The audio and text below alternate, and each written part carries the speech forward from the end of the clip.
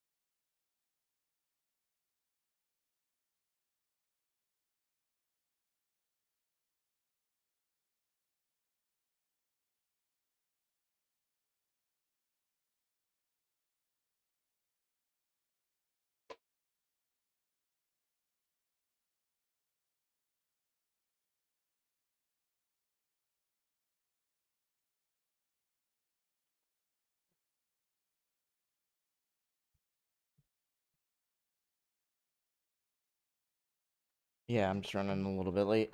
It's important. So normally I wake up, I start streaming, then I take them out.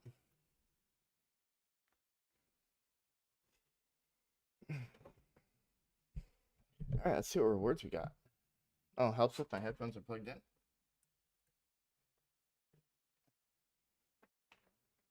What's up, Freak? What's up, Brandon? Hi, Alan. Hope y'all are doing well. Happy 4th of July, Independence Day to any other Americans in the chat.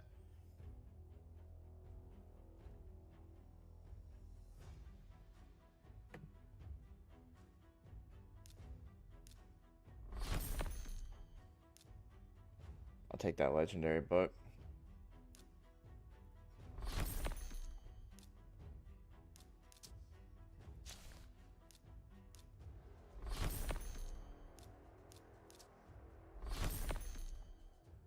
Hey! Happy 4th of July to me.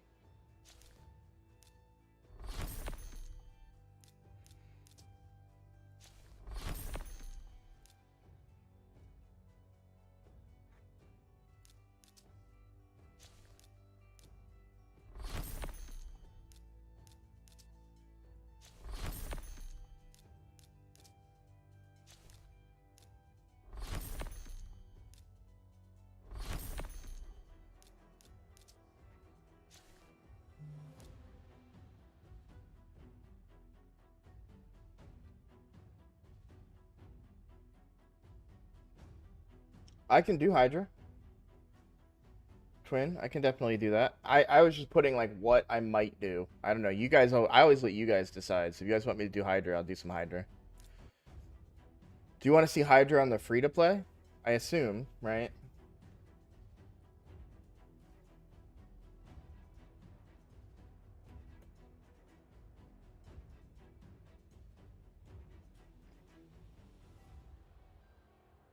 All right, sounds like Hydra it is.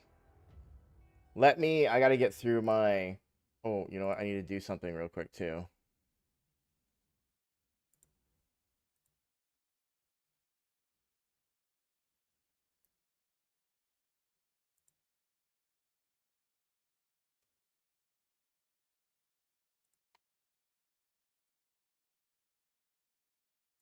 There we go. I just had to do that so my camera doesn't turn off in a half an hour. Yeah, I'll be doing Live Arena as well. I do Live Arena every stream because I'm usually streaming when Live Arena resets. You hit Brittle by accident and kept it because I got around the same damage that I got on hard. Oh, I think I read that in Discord. Yeah. Congrats, though. That's progress. Right? That's the thing. I think a lot of people don't realize their progress and how good they can be.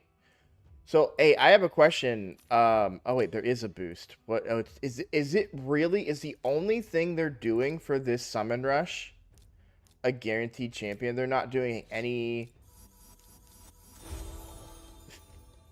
other 10x, 15x, anything?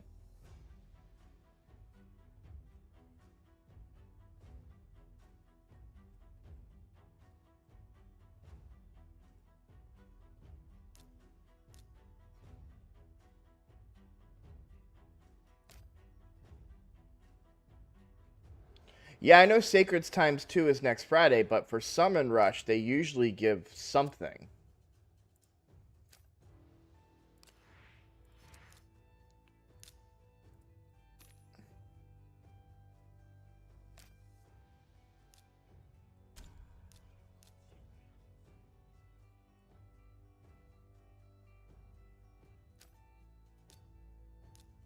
If they're and I didn't expect I expected Summon Rush to start this weekend. If I'm completely honest, I expected Summon Rush not to start on Thursday, today. I expected it to start on Friday. Yeah, okay. Because usually they do boosted stuff over the weekend with whatever event is going on, and then at the beginning of the week, they do the 15 progressive that we just had, right? So, because I'm just gonna use my sacreds for Summon Rush. Oh, I don't even know if we need to do Summon Rush. I have so much stuff I need to record and do. I might do a recording, which will push Hydra a little bit, because that means I'd probably have to do Hydra after Live Arena instead of before. Let me finish getting through opening up all my stuff. But there is a ton of stuff that I want to talk about and I need to know that's relevant for the stream, and I don't know it. So if I can record first with you guys here in chat, also, yay, another sacred, then I can be prepared and be a little bit more knowledgeable about some stuff. So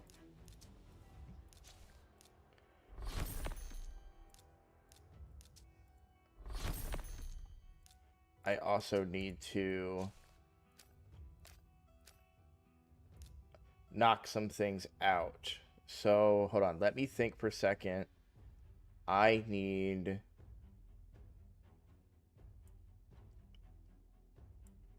That's right. This fusion warm up. All right. I don't want to miss out on an ancient shard that was very easy to get, and I just didn't do it. So I need to do this before reset, and then at reset, I need to remember to do this again.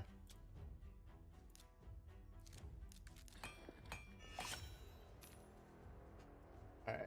So my audio is working for you guys, but it's not working for me. So give me a second. All right. That sounds better. What's up, Mikolaj? How you doing? And I need to do the same thing over on the free-to-play.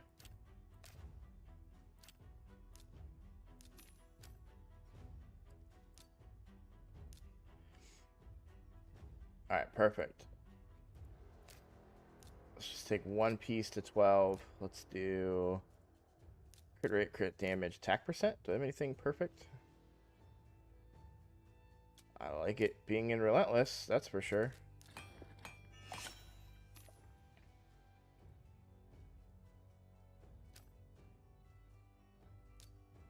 Oh no! Did I already do it for? I did. I already did it. Oh, that was such a waste. I thought I didn't do this part. Okay, I didn't. I did it yesterday. Oh well.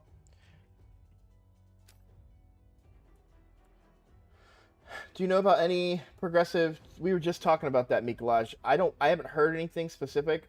Chat has told me that other content creators have heard some stuff and have said some stuff that we should get something tomorrow. So I am waiting to pull my shards until tomorrow. Usually those events start on a Friday. Just 1 second. Checking some things.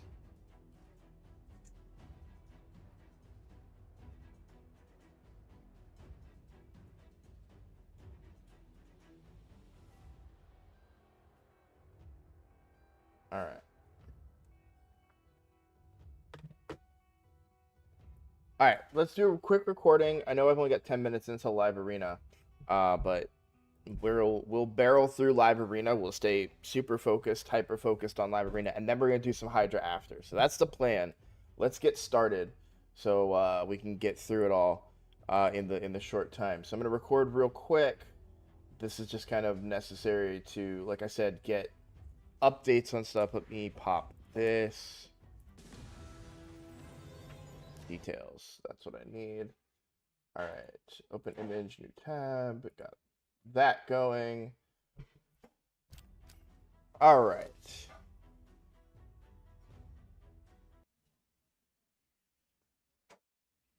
What's up, Brad? All right, guys. Just a reminder, I'm about to record, so I probably won't be responding to chat as much. If anybody's asking questions in chat, do me a favor. Just message them, hey, he's recording. And I will go back through the chat when I'm done recording and get you guys answers. Just want to record my video for the day because there's stuff in that video, like the schedule for everything, like summon, like the fragment summon, and there's a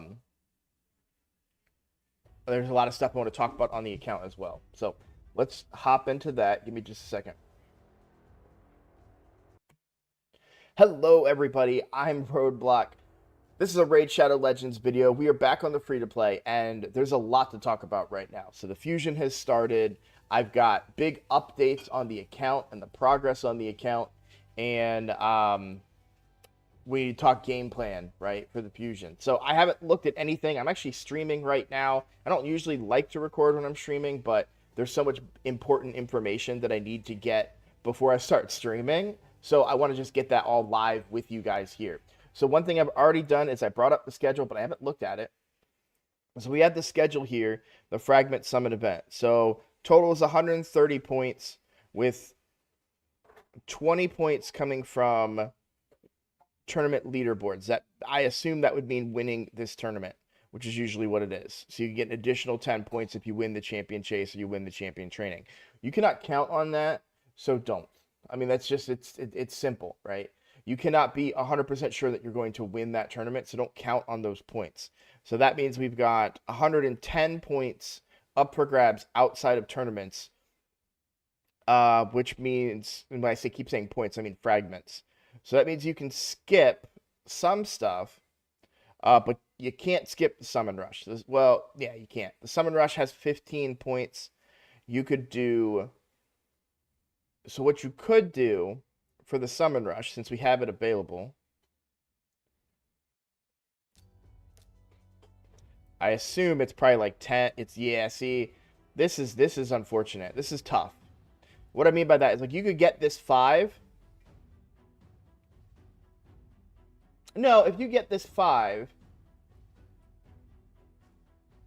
but you're still missing 10. So that you'd end up. Yeah. Yeah, you could only do this part of right? I shouldn't do these things in the morning. Okay. 110 points, and that includes all 15 from the Summon Rush. If you miss all 15, you fail. You get 95 points. But if you miss 10 out of here, you're okay. Wait, no, you're not okay. Yes, you're okay. You're okay. 110 points, you can miss 10. You got to do everything else and then just some of the Summon Rush. Sorry, guys. I'm sure you're yelling at me in chat about my terrible math skills. But, yeah, so you could only go here. Now, me personally, I have the shards. I'm going to go up to here. I don't think I'm going to go any further than that. Legendary books and everything are great, but I'm not going to go too crazy there. Now, it's 500 per sacred, so 3,000 points. So 6 sacreds to get here. And then another 200. I could probably knock that out from Ancients. I could technically do it from Mystery Shards if I wanted to. I'm not going to pull a Primal, that's for sure. So let's talk about when you want to summon. Now, they have not announced anything. Let me check the calendar. Sometimes they're sneaky and they put stuff in the calendar that you don't see, right? So we have the Guaranteed Champion event. I don't currently see a progressive chance or anything like that. It doesn't mean that there isn't one coming. Just to be on the safe side, I'm going to wait to pull my shards until tomorrow. Usually they do summoning events over a weekend. So I think it makes sense for me to save my stuff going into the weekend. Just so I can make sure that I'm getting full value. I'm not pulling Ancients for Shemnath, obviously. I only have 11. Even on my main account, I think I only have a handful. Yeah, 16. So, and also I have Shemnath on the main account. So that doesn't really appeal to me, right? I have Shemnath. So there's no reason for me to do it on the main account and on the free-to-play. It's not a champion that I think is going to change my account. And that's really what I'm looking for at this point. Or a champion that's going to check some boxes. And Shemnath's a damage dealer, but I don't know that Shemnath is really checking a lot of boxes for me and what I need on this account. So I've got plenty of sacred shards. You'll see I've got 13 right there. I want to pull them right now. I really do. But I'm going to wait and see if there's any event. If nothing happens tomorrow, then I might wait until Saturday. Wait, no, I can't do it Saturday night. Yeah, I think I'm pulling shards tomorrow no matter what. If I miss out on a progressive or whatever, that's the case. So tomorrow on stream, tomorrow morning, 9:30 Eastern time, we'll be pulling sacred shards for the Summon Rush on both accounts. And a couple Ancients to top it off, probably. So don't miss it. Please come hang out. Love shard pulls. Also, any shard pulls that I do live, I will be gifting subs or memberships in the chat. So if you're looking to get a membership, that's the way to do it.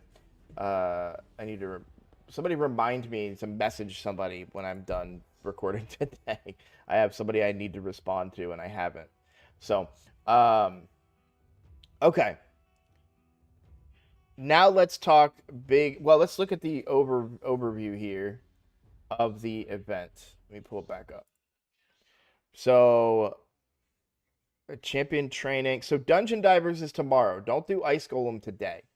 No point in waste. That's just a waste of resources. Do Ice Golem tomorrow when the Dungeon Divers goes live. We'll be able to double dip, so you can do Ice Golem all the way through, and then you can do your Fire Knight here.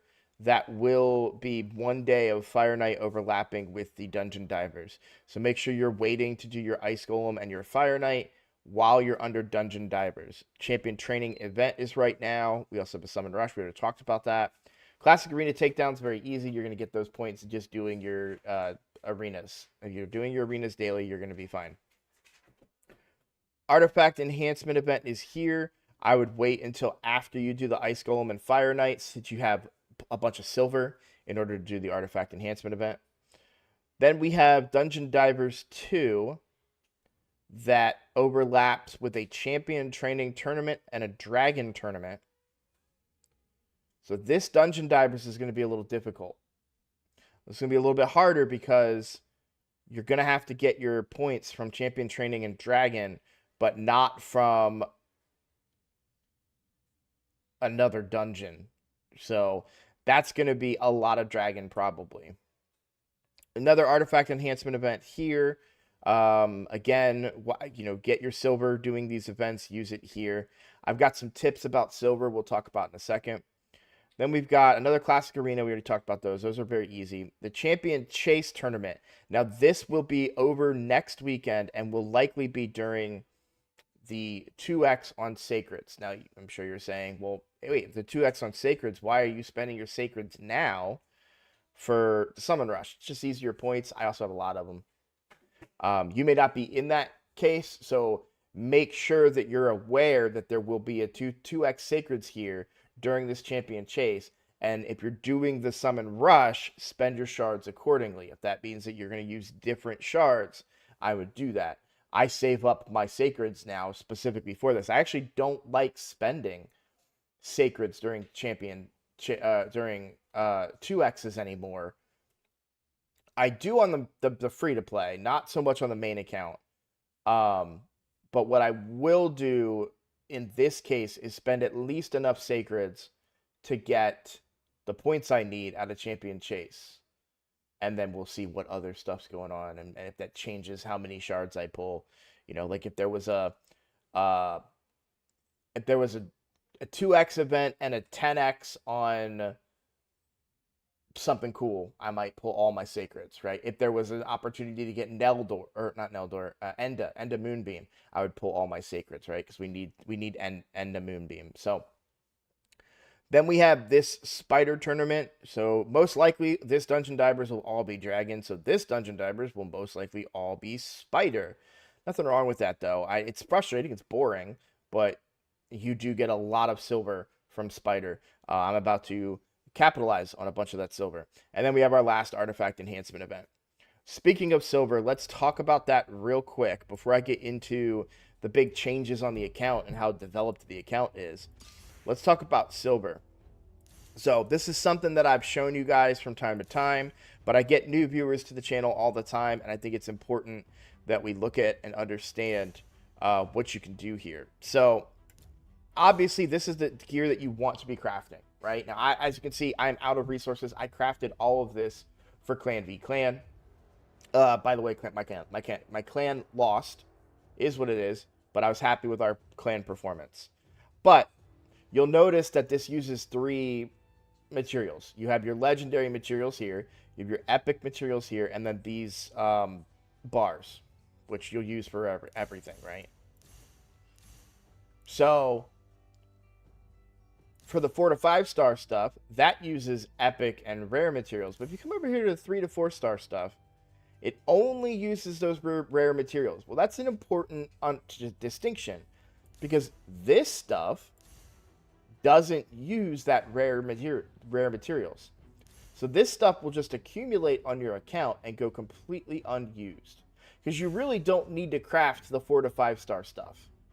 You really want to be crafting the 5 to 6 star stuff. And for me, even going back when I first started playing, I wasn't really crafting the weak stuff. So what I recommend that you do, and this is what I do to make silver, if I need silver, I come in here, I craft 10 of these, and there's an easier way to do it. You can just sell it as just new, but for the sake of, you know, showing you guys, so I crafted all this new stuff, right? So that's 8,000, 12,000, so we're at 20,000, 12,000, that's 32, right? So we're already making a huge profit. I'm not going to keep counting because my math is bad, but that was a big boost to my silver right there, and all it did, it cost me 10,000, but each of those pieces was almost 10,000, right? So I made 10 times my investment almost, if not more. And it doesn't hurt me. I will never use these materials to craft the good stuff that I want. So this is a great source of silver to fuel your account. Now, I call it my emergency silver stockpile. If I have silver up here and I want to level a piece of gear, I'm going to do it. If I don't have silver up here, I'm not going to level that piece of gear. So I like to save this stuff down here, and like I said, I call it my emergency stockpile. So I'll come down through here if I need silver. If I'm out of silver and I'm trying to level up a piece, or I've run out of silver during an artifact enhancement event, I will come down into the forge and craft that and sell that stuff and make myself some money. Other ways to get silver, this is why we farm at 12.3 Brutal, because 12.3, if you don't know where to farm, you farm at 12.3 Brutal because you get shields from it, and they sell for more than any other piece of gear. So that's why we farm on 12.3 Brutal, or 12.3 Nightmare if you're so inclined. The other thing, too, you're going to get a lot of silver from your tournaments and stuff. So when you're doing those tournaments, you want to, you know, make sure you're going through, doing your gear cleanses. Right now, I'm overstocked on accessories, so I have a whole bunch of silver in my accessories that I'm about to capitalize on. I'm at the point now on this account, I don't want any blue items anymore, with a few exceptions. So if you look at my gear, you'll see, like, if I was to filter by just rank and rarity and show you blue, this is the only blue gear I keep. It's either already leveled or it's from a set that I would want set over stats for, right? So there's a possibility that, you know, if I needed to make a speed set work and I have a blue piece that has that double rolled speed, that might be better than a legendary piece that didn't roll speed, right? For a speed set. And then when you're talking stone skin and protection, if you want to complete those sets, sometimes you'll take a slightly less valuable piece to make that happen. But some stuff, like this is just a bad piece that wouldn't get used. Not at least not in, you know, completing a stone skin set. You'll see specific pieces are kept speed, right? Some of these I should just go through and do a full cleanse on. So, but that's a video for another time. So there's your silver solution. As far as energy goes for these events, right now in the clan shop, we have energy for your clan points. I highly recommend you take advantage of this. There is silver too, but if you're like me and you're a little low on coins, because there's really expensive good stuff later on, I would recommend not necessarily buying the silver with your clan points if you don't have to, or if you're low on points. I like to keep around 3,000. I think that's how much a legendary book costs. But the energy, I'll spend 1,000 clan gold on 1,000 energy. That's a great trade-off. That's 1,000 energy. That's like half of a dungeon. No, not half. That's half of a dungeon tournament, right? So these are this is what I'm really like looking for, right?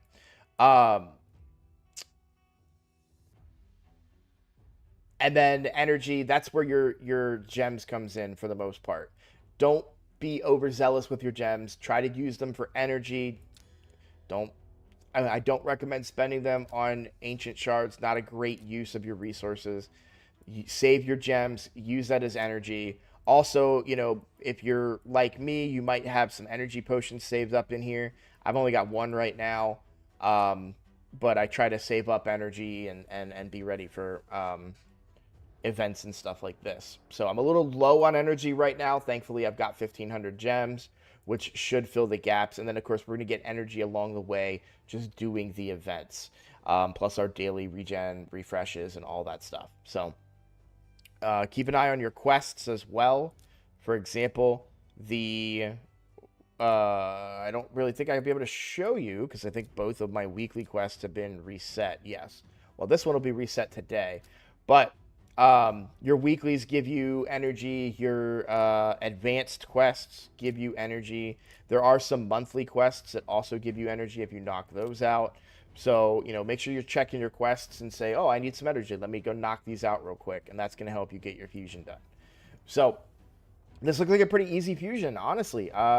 Nothing too crazy. We do have to do both summoning events, but I don't think that those summoning events are going to be too crazy.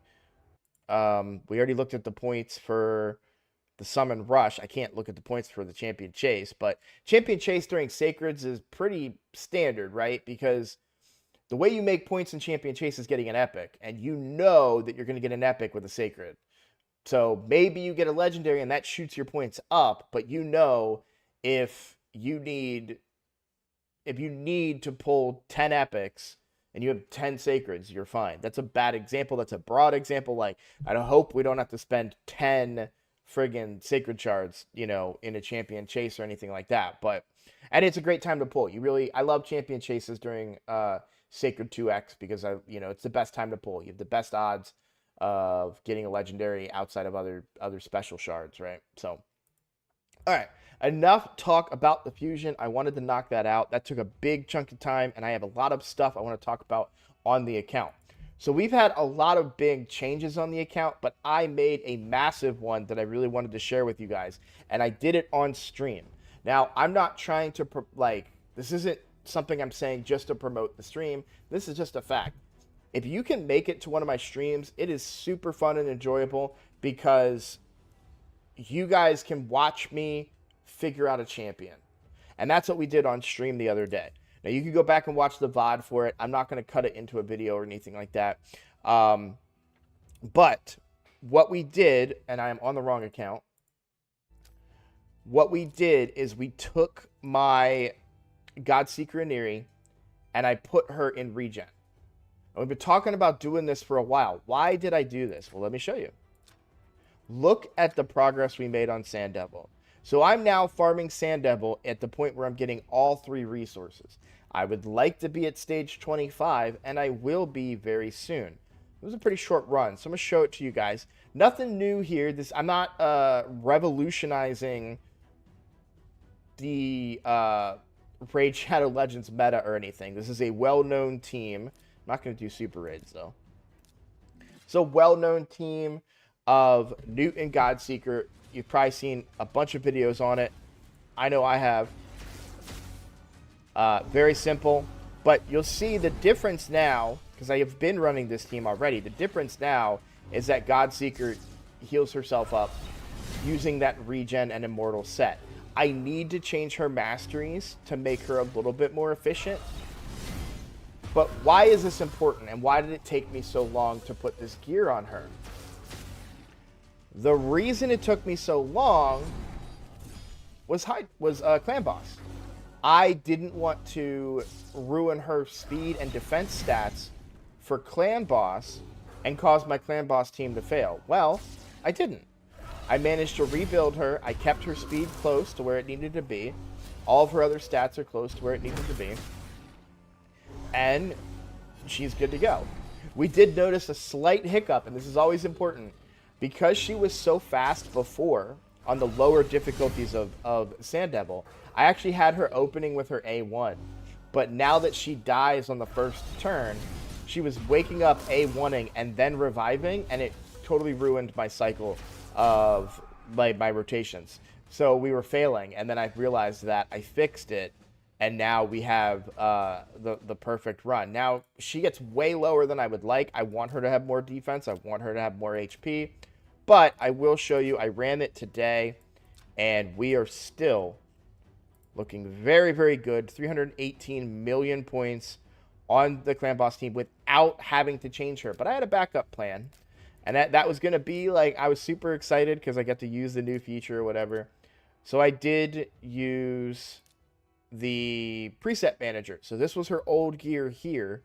And this is the new gear that I put on her. So if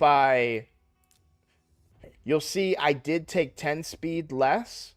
And I did drop a little bit, quite a bit of defense. Almost, actually, is that 1100 defense that I dropped?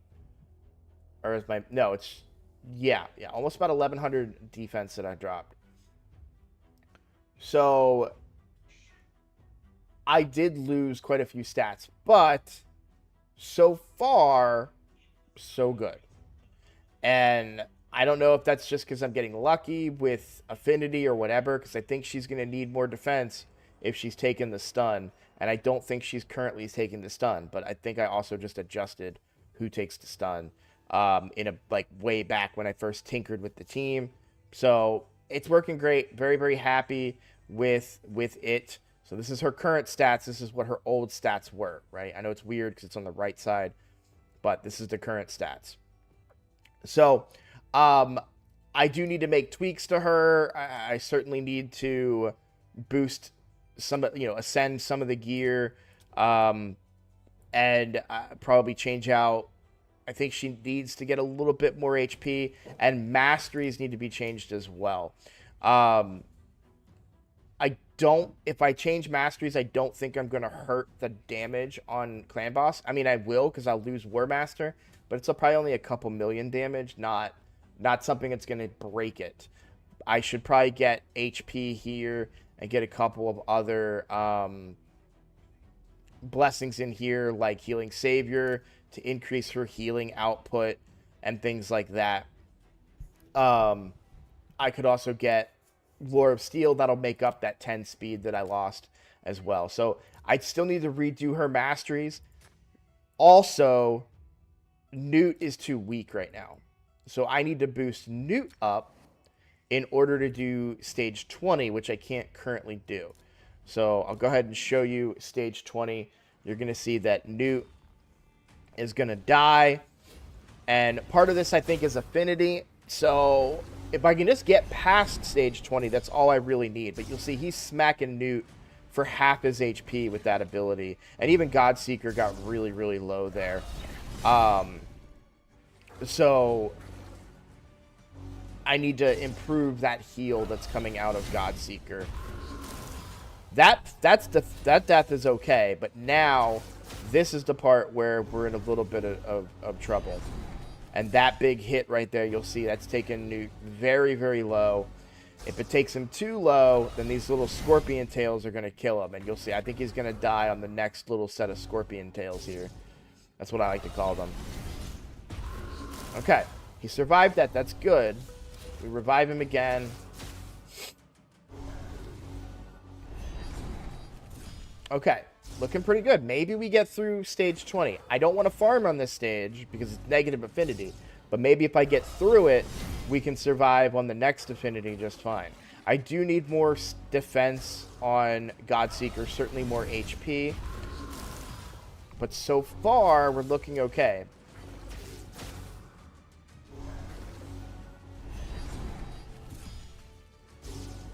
Godseeker's getting a little low. Getting a little low, Godseeker. I need you to get caught up.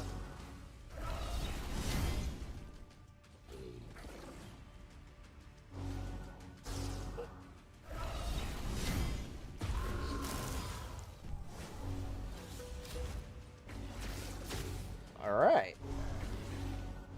It's going to take a little bit longer to kill the boss because we're weak hitting. I did make a change. This is going to sound really, really weak. But because of Clan v Clan, I did increase the defense using the Great Hall for Spirit Champions.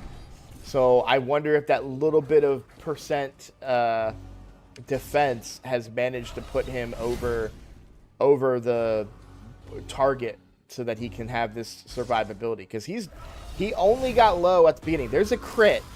That crit really hurts.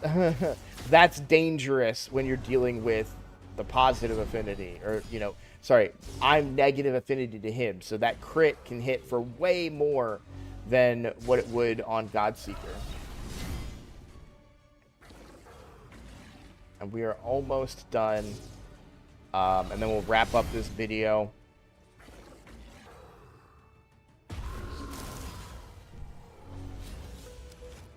All right. Oh, 2 weak hits back to back.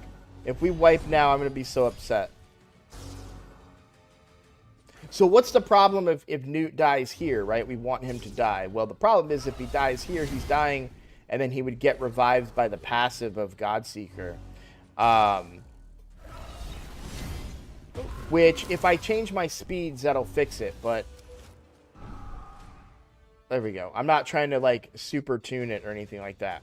Sweet. So, we completed stage 20. That's a big challenging stage for me. Stage 22 will be the next challenging stage. I don't think I'd get through that. But if I can get farming on stage 21, that would be really good for me. Better odds of getting a higher rewards, of course.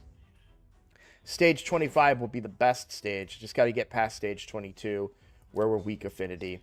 But, yeah, so I went from Great Hall 7 to 8. So I gained another 2% in defense. And, I mean, that's the only thing that changed between then and now. But I certainly have some enhancements that I can make to this gear. So now the next question becomes, okay, well, you've got that figured out. What about Phantom Shogun's Grove? What are you going to do there? I've got a team. It's an all-rare team. I'm going to build it. I am missing one of the rares because I only have one Cold Heart right now. I don't think I pulled a second Cold Heart. I might have finally pulled a second Cold Heart on this account. I just haven't been paying attention. I have not. So I've got one Cold Heart that is leveled, ready to go. She's only 50, but she's built or leveled. I need to get her to 6-star, of course. There she is. I've got all the parts to the team at this point, so I just need to level it and build it. It's an all-rare team. I've shown it off before. I've made a video about it. If you haven't seen that video, I recommend you go check it out. But here's the Phantom Shogun's Grove team. All rares. Works great. I'm not going to show it because we're already getting up there on time for this recording, so I want to go ahead and wrap things up. But that made huge changes on the account. And then what I'm about to do on stream today, as soon as I'm done, is start talking. We're gonna do live arena, and then I'm gonna do Hydra. And when we're doing Hydra, I've made huge gains there because of Mithrala. Mithrala has opened up so much on this account. She's made so many areas of the game that much easier because now I finally have a full cleanse. I could just throw Mithrala in there, cleanse off all those debuffs, not a problem. She's also helped me in live arena. She's my counter for bomb champions and all kinds of different things. So very, very happy to have Mithrala now. And yeah, the account has taken a leap now. That change, that one change in gear for Godseeker and Neri has, I mean, if I was previously farming on Sand Devil, I was previously farming on stage 11. And I jumped all the way up to now 20. And I'd like to think I'll do pretty good on stage 21. We'll leave that for another video. I'll update you guys on that later. So the account's doing great. Excited for the fusion. Lots of content coming. Lots of shard openings. Hoping for some good stuff this weekend promotionally. And we'll see what happens. So I'm excited. Nothing to do today because Ice Golem will be tomorrow. Summon Rush is tomorrow. So there's really nothing that I can think of that I need to do today on Thursday other than maybe starting the champion training. But even champion training helps me in Dungeon Divers. Doesn't make any sense to do it today. So probably won't be doing much raid today other than live arena and Hydra. And then knocking everything else out tomorrow. So again, on stream tomorrow, 9:30 Eastern time, opening Sacred Shards. We're talking epics and legendaries guaranteed, right? At least epics are guaranteed. So please come hang out for that. Going to be a blast. Thank you all so much for watching. Thank you for the support. My subscribers have blown up in the last couple of days. The comments have blown up. Likes have blown up. You guys are doing everything you can to support me. Thank you, thank you, thank you. If you're new here, if you liked my content, if you like my vibe or whatever it is, please consider subscribing. It's the best way to support my channel. I am trying to build this into something serious. So please consider doing that. It helps me out a bunch. And as always, thank you for watching. I will see you guys in the next one. Take care.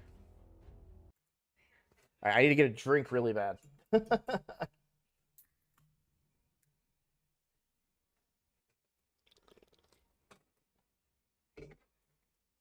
All right, what's up, Squibble? What's up, Peckham? I wasn't ignoring your comment. I was in the middle of recording my episode for today. What was my thoughts behind going for this fusion? Where are you planning to use him? Hydra. Now that he's in the game, we could talk about him real quick. Was he a skinwalker or no? I assumed he was because of the Packmaster thing, but oh, he's an orc. That's right. I knew that. That's right. Okay. All right. So let's talk what he does. First of all, he brings Hex. Now, I have Hex in Mithrala. I don't really need Hex, but he brings it. Then, but this ability right here is what these two abilities are why I want him. So fills the turn meter of all allies by 25%. It's only 5% less than what Arbiter does, but also brings block buffs, which is a debuff that you need to have for Hydra. We're going to see that here when I do Hydra later, right? Then we have a full cleanse and a heal for 50% of their max HP. Now, oh, sorry, that's only for him. I forgot about that. A shield on him, and then, oh, that's right. Sorry. So, not a healer, but self-buffer, 3 different buffs that he places on himself. Also places, yeah, Alan made a great point. He places this so you can do it through Poison Cloud. If Poison Cloud happens to land, you can still put block buffs up so they don't get other buffs, right? Technically, that happens with Sun Wukong, by the way. Yeah, Arbiter does 30% and 20%, but I don't usually use her 20%. I just use the 30%. Because I use the other one as a revive, and I want to have that up. But my point is, this is a good turn meter fill, okay? Like, it's not Arbiter, right? She can do it twice, but it is a good turn meter fill, and it's better than the turn meter fill I currently get from Deacon. I'm not saying he'll replace Deacon, but this is a good turn meter fill, but also a speed or a lead, and we're going to talk about why this is relevant in a second. I want to go over the kit real quick, though. So we have removes all debuffs, right? But this right here means that he will be, for the most part, your Mischief tank. I don't have a Mischief tank on either account. I'm kind of lazy about it and don't build one. It was also really hard to guarantee who your Mischief tank is going to be sometimes. Self-buffers make great Mischief tanks because no one else is gaining that buff. Nobody else on my team gets taunt or reflect damage, because he's putting it on himself, right? Which means he's going to have more buffs than everybody, so Mischief Head will target him. So build him high resist, and those buffs don't get stolen. Neither does his turn meter, which helps gain you more control over the fight, while also bringing block buffs and more turn meter fill. The A1, decreased defense, meh. It's a decreased defense A1 on a single target. I'm not counting on this for anything. Yeah, exactly. Rathalos is often accidentally becoming your Mischief tank because he self-buffs. And you don't really want to build a Rathalos with a bunch of resistance or anything crazy like that, right? So really, really good champion for Hydra. Just, if you look at the base level kit, then there are rumors. This is strictly a rumor. There's a rumor that a new Hound will be coming out as a free legendary, as a login legendary. Rumors only, nothing confirmed. So don't bite my head off if I'm wrong about that. I haven't said that. No, I'm seeing those rumors from other people, right? But this aura is what I love. Now, one of my older strategies on Hydra, since we're going to talk about Hydra here a little bit. One of my older strategies, and I still use it for like my hard team, which should be a brutal team, but I'm going to boop all those guys out real quick. What I used to do was put Lady Kimmy in my lead. Now, Lady Kimmy was in my lead because when it comes to the fear head, as I call it, or the head of torment, if you have an Inquisitor Shamil on the team,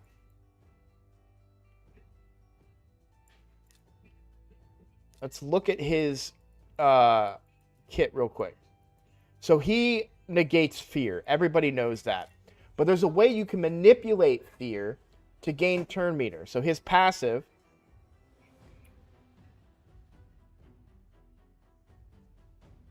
there it is. This skill will instantly remove the debuff and fill the team leader's turn meter by 15%. So if you're getting fear after fear after fear after fear, which you do by hitting that head, which you could just target that head and deliberately do this if you want to, you're going to generate a lot of turn meter to the team leader.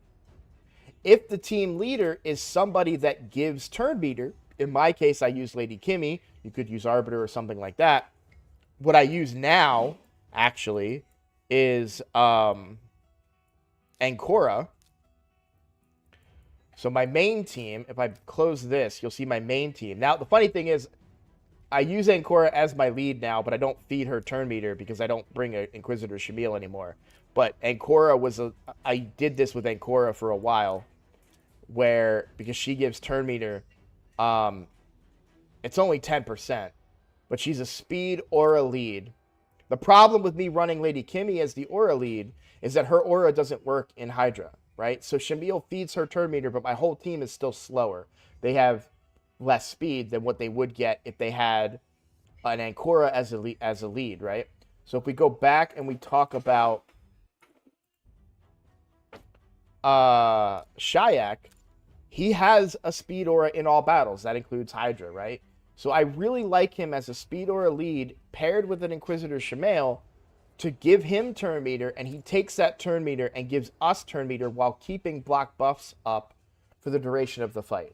So I really like him in a traditional Hydra team, not a Trunda team or any kind of crazy, let's just blow up the heads team. If you're talking hard, brutal, nightmare, I like him in that role. I actually like him more than Ugo because of the turn meter.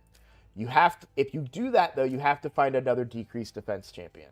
His decreased defense on the A1, that's not consistent enough for an AoE fight like Hydra. So you have to figure that part out. But I like him. Now on the free-to-play, why do I like him so much on the free-to-play? Because I haven't leveled a block buffs champion outside of Sun Wukong. But I like the turn meter part of his kit. He would bring me a bigger speed aura than my current speed aura. Or wait, what is Deacon's speed aura? Maybe it's the same. All right, so it's the same speed aura as Deacon, but giving me a consistent block buffs that places, not predicated on a hit. So I don't have to worry about weak hits, don't have to worry about Poison Cloud, and gives me a bigger turn meter boost with that 25%. So,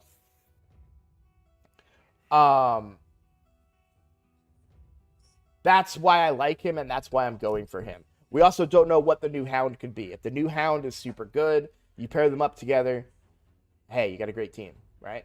So, those are my thoughts on the champion and why I think he's good. What's up, Vodka? Welcome, everybody, to the stream.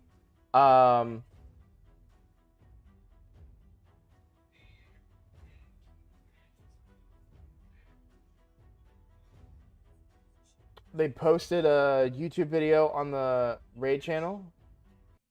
That's why I'm getting this one, huh? In Discord. Yep. Let's watch this. We'll watch this on stream.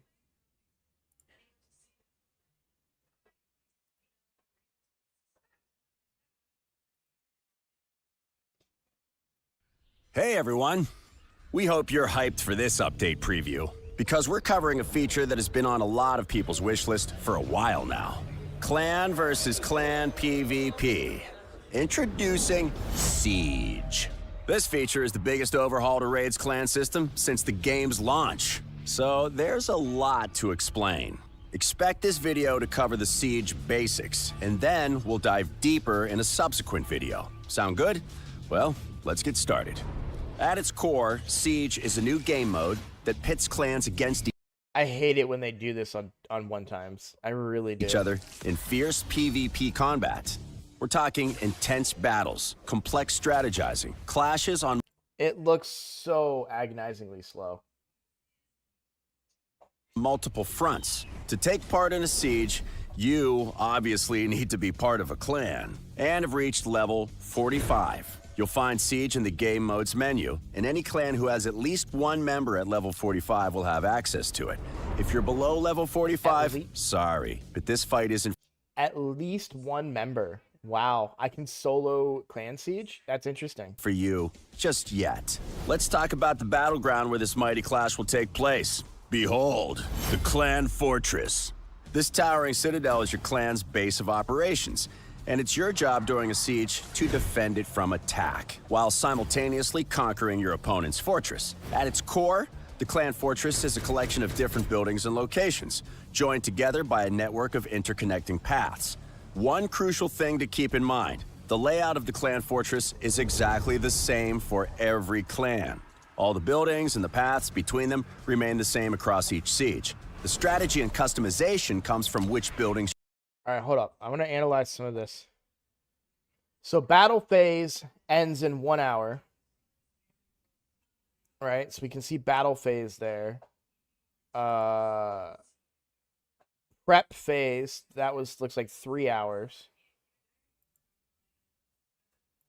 Paths between them remain the same across each siege. The strategy and customization comes from which buildings phase. your clan Okay. chooses to upgrade. To do that, you'll require 2 resources unique to Siege, Florins and Mana Orbs. You'll earn both of these as rewards for actions completed during a siege, but everyone will receive an initial stockpile so they can start developing their fortress ahead of their first battle. Any clan member can donate Florins to Oh, look, those are those pages. You remember if you guys watch other content creators, they thought these were going to be book pages for like farming pages to get legendary books and such. Looks like it's not going to be the case. directly to a specific building to help upgrade it or repair it following a siege. Each building has 3 upgrade levels, and each upgrade increases the total number of champion teams that can be garrisoned inside it. Mana Orbs work a little differently. You can keep hold of them, or they can be donated to the shared Mana Orb Cache, where the clan leader and their deputies will decide how they're used. Mana Orbs are mainly used to invoke various bonuses and conditions, which we'll discuss a bit later. Moving on, let's talk fortress real estate.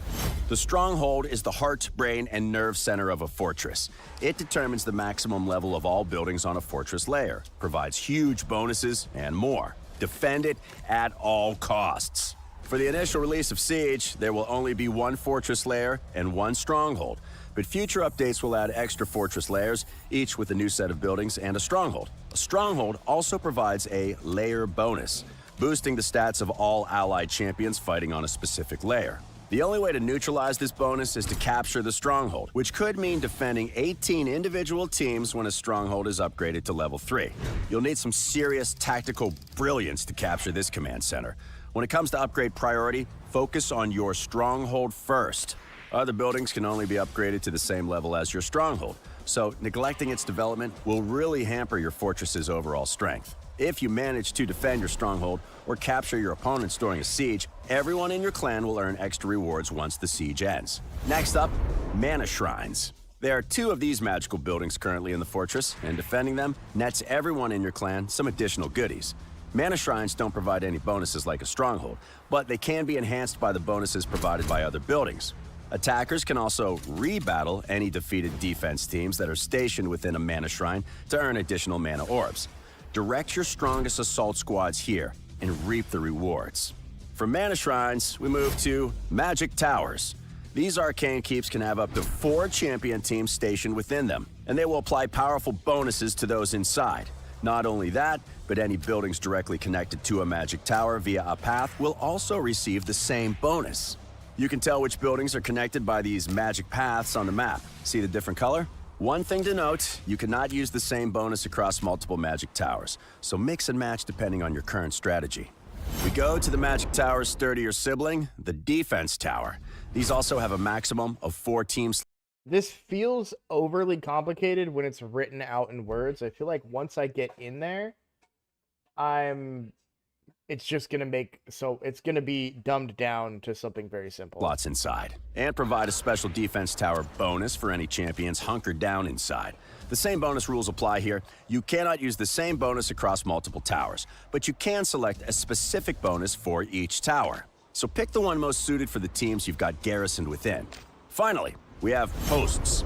These aren't technically buildings. They're more like important tactical locations within a fortress. Bridges, palisades, crossroads, choke points. Places where a band of warriors can mount a heroic defense. Posts cannot be upgraded or destroyed, and they can only contain one defense team.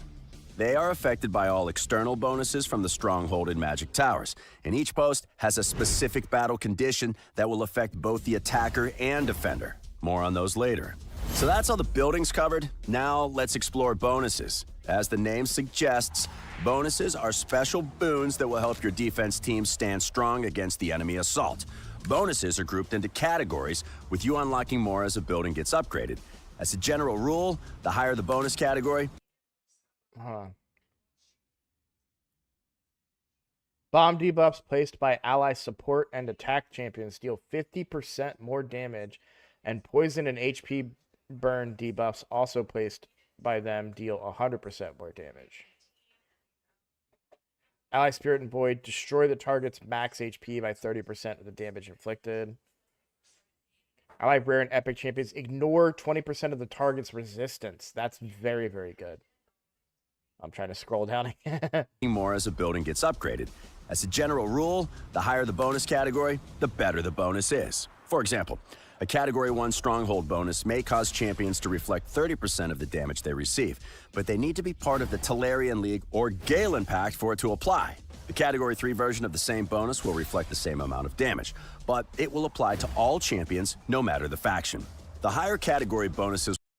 So that's a great Freak says in chat, looks like there won't be any ranks like in Live Arena. There's probably going to be some type of ranking system behind the scenes to determine that clans face each other that are reasonable. Like, I would hate to go up against a whole bunch of, White Queen and, like, Narcissus and Ancora teams, right? Or, Terras Marishka teams that, my clan, we don't have that. So I assume there's going to be some kind of balance system, right? Will cost more mana orbs to activate, so your clan will need to optimize mana orb usage across the entire fortress to ensure the best bang for your magical buck. Bonuses can only be deactivated if an enemy manages to destroy the building where it originates from. A building counts as destroyed if all the teams defending it are defeated during a siege's battle phase. To reactivate the bonus for future sieges, you will need to repair the building using florins. While destroyed buildings cannot use their native bonus, bonuses from other buildings will still apply. If there's a particular magic tower that is applying a powerful bonus to multiple buildings, focus your forces to knock it out. Only a clan leader or their deputies can activate bonuses for the stronghold, magic towers, and defense towers. Bonuses aren't just buffs to your champions, though. Some will debuff those trying to topple your defenses. In short, protect your most powerful. I assume, though, I think the first couple will be random as they gather a ranking. No, I don't think random. I think they can match it, Bonuses based on with strong power defensive and teams stuff.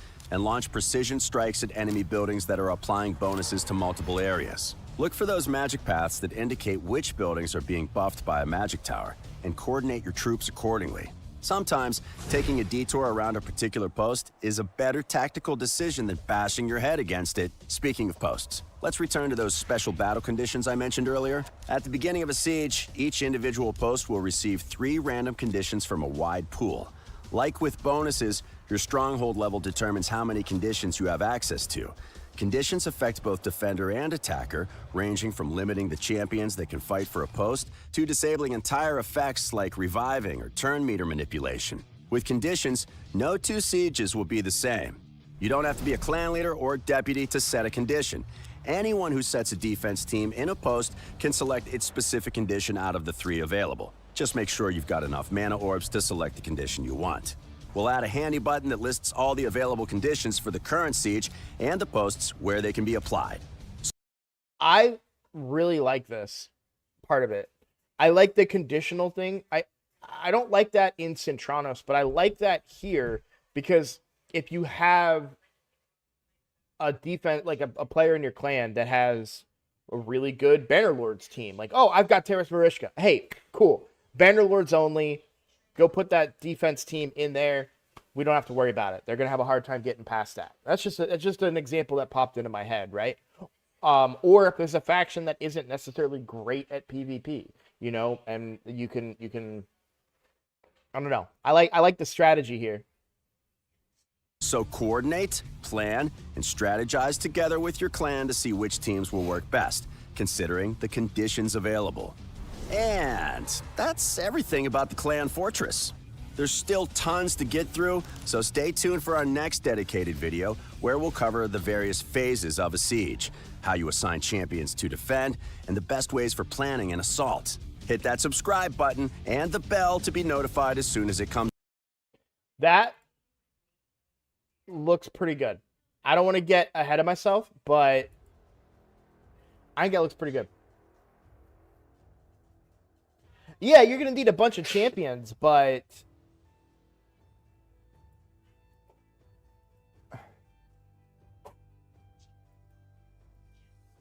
it's going to raise the value of some champions. Like you know who's Bellower's value just went way up. Yet again.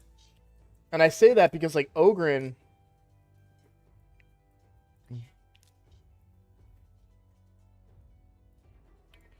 you've got a void rare with all AoE hits that can smack, and if you get that blessing on him too, you can increase, you know, you can get the full version of decreased defense and attack, decreased speed, and you know, he's got block active skills. So Bellower's you're gonna see a lot of Bellower in these, right? But you're gonna see some new strategies come out of, it's not just gonna be, I like it because it's not just Terras Marishka everywhere, right? Not Arbiter everywhere. That's like you couldn't. There's a possibility that you're not going to be able to do Arbiter in a lot of teams, and that's a big crutch for a lot of people when it comes to Arena. But that same crutch is applied to other teams.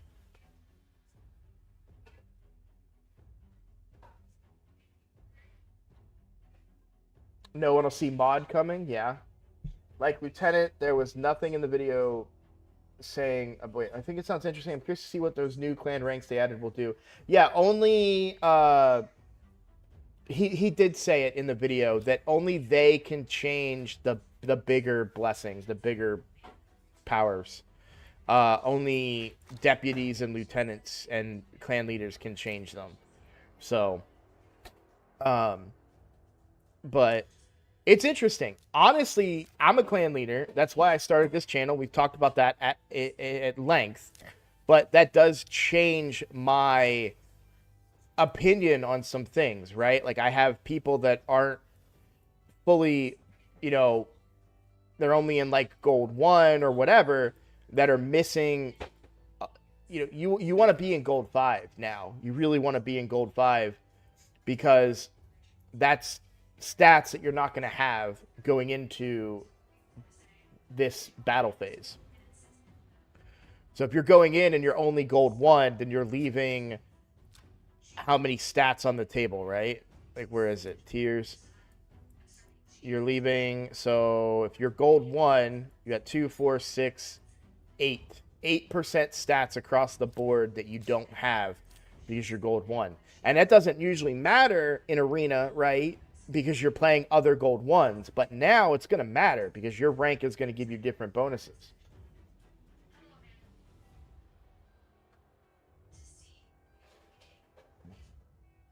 So I don't know. I'm a big strategy gamer. That's why I'm excited for it. I love strategy games. And I get to be the general now, and I'm commanding real people and being like, hey, I need you to take your defense out because you suck. Like, I need to put a different defense team in there. Blah blah blah. Right? That sounds fun to me. So I know that it sounds fun for me to tell people they suck, but that's not what I mean. um.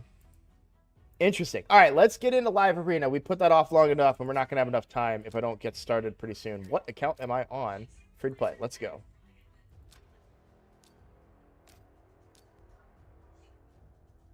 I can possibly stream a little longer today, but I need to clear that with my wife before I get permission to do that.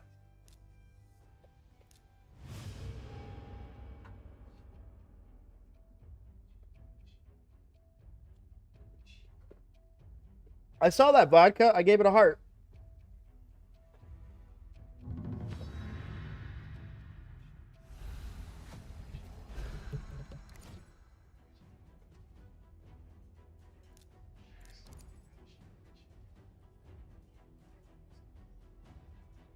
Very nice. Rub it in, why don't you?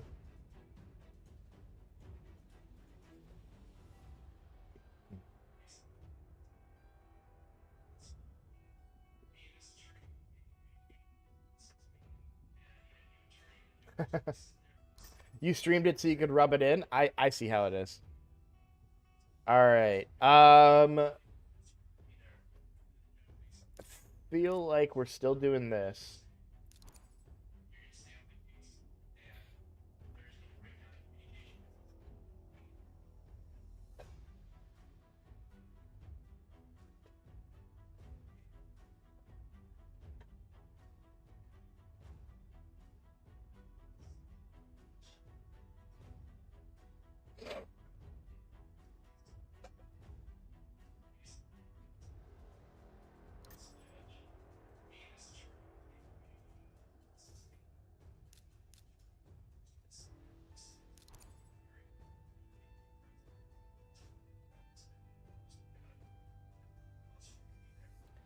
I feel like I should win this.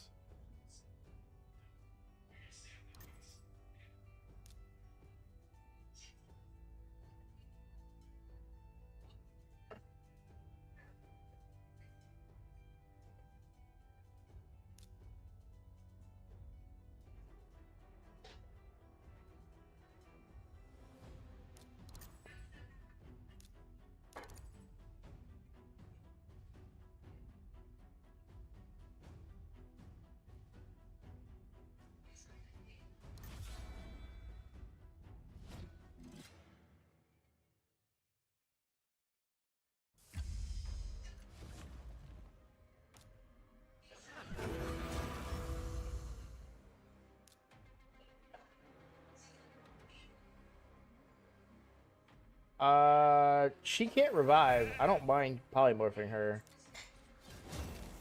Because she's not going to kill me. And then I can kill everybody.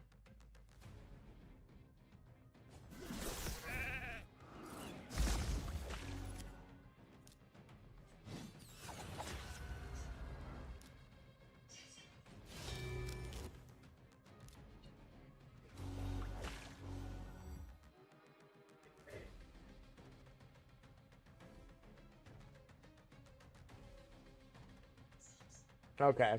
I know what this guy's all about. What a dick.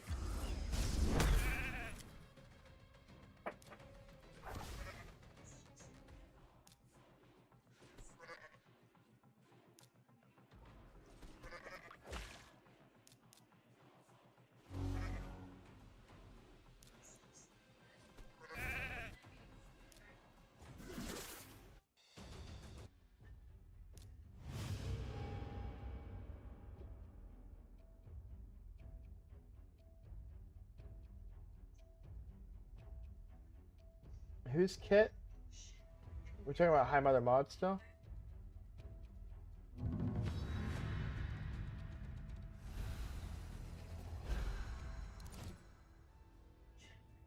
Yeah. No. Ooh, that scared me.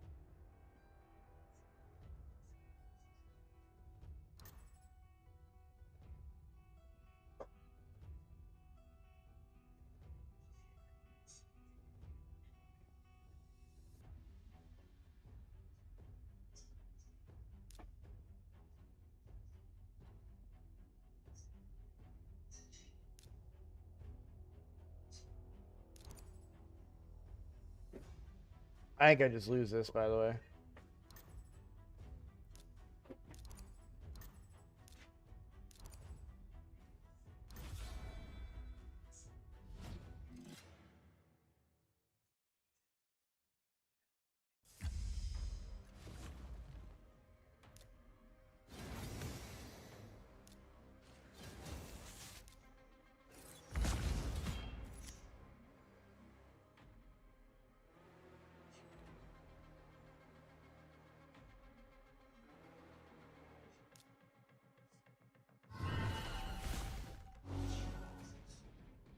Trying to steal the stone skin there. Please revive. Oh, they're smart.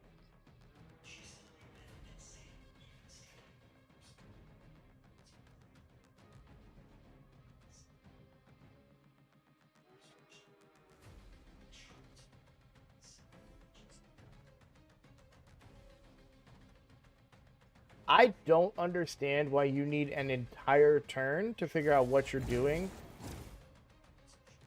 with your Duchess there. Like, why did it take an entire turn to figure out that you want to A1 with your Duchess? Yeah, I'm in silver now. And I hate it. Oh my god. Why do you need your... You know what? It's not even worth... I'm not even wasting my time. You can kiss my ass. Such a troll.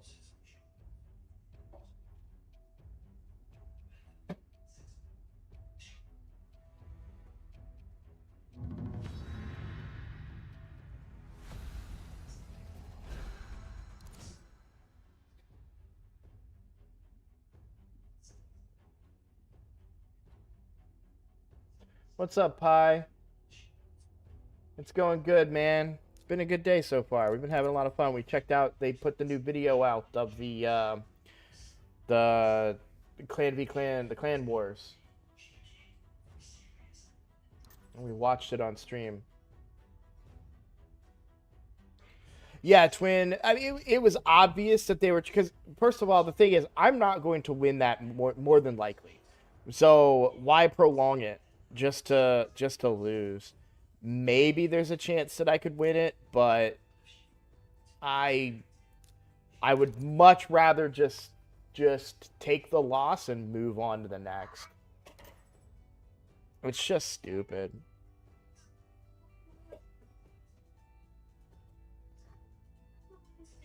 Ooh. I think I go Mithrala instead of UDK. I know they have a UDK, which will be a problem for my team in the long run. I really don't know here. This is tough. I've got to get my Fenax leveled up.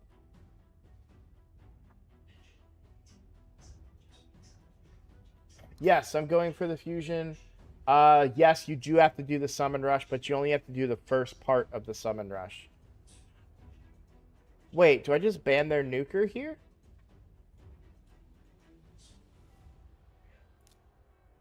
I just banned Ninja.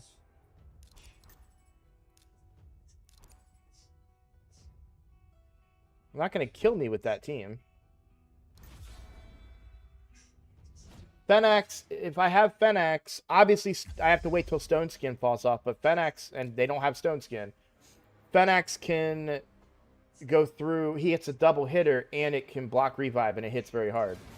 So, if I get a debuff on Ultimate Death Knight, and then I target Mithrala, or not Mithrala, Duchess, for example, then I can get through and block her from being revived.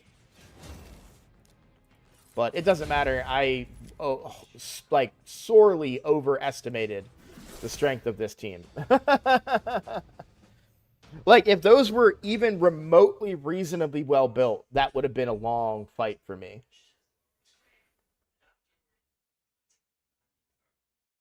You have to do at least part. You can lose 10 fragments. Yeah, you can afford to skip 10 fragments. What I'm going to do is I might skip a Dungeon Divers or something. But I'm going to do the whole Summon Rush to start just because I have the shards. And it's only 6 Sacreds. The 2x is going to be Sacreds. And it's going to be... I've got the map up here. It's going to be... Here's the Champion Chase. It's going to be 2x Sacreds next weekend.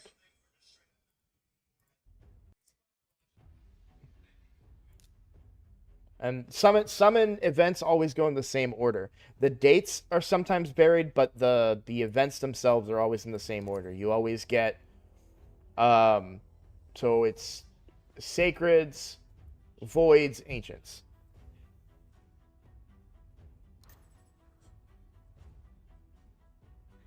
I've run into quite a few ninjas in my time.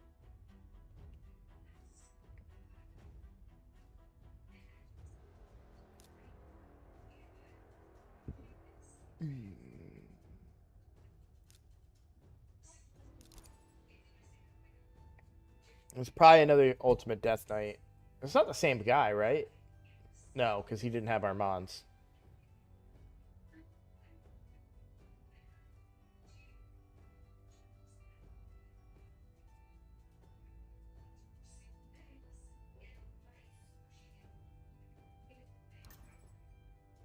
Ooh, interesting.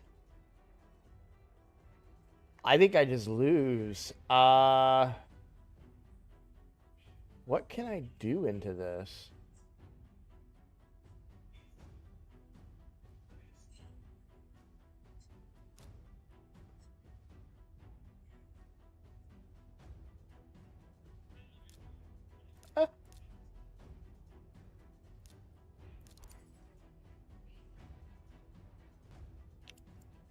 I can. My plan is to try and manipulate petrification. That's a good ban for them, but I get my Armands, so I think I can maintain control. If I can get them petrified.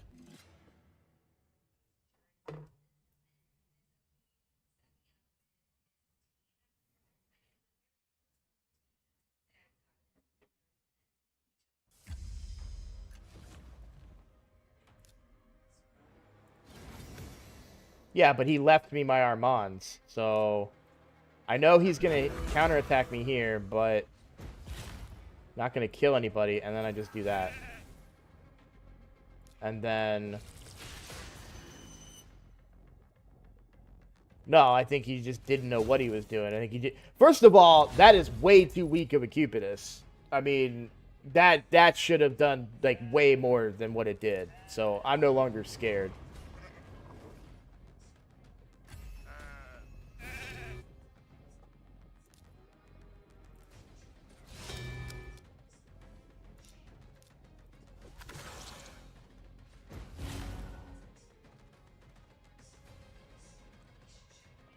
I'm going to give turn meter here.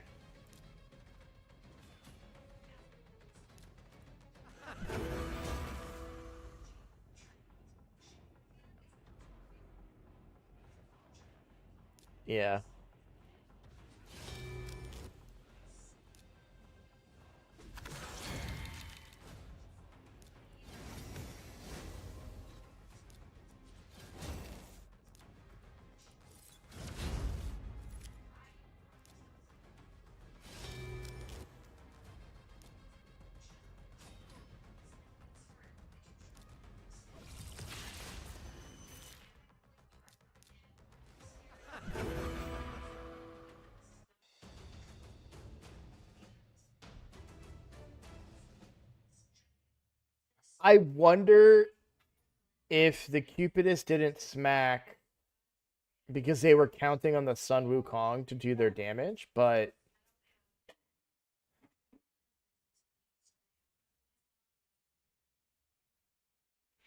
yeah, that's all. This is all kinds of like weird.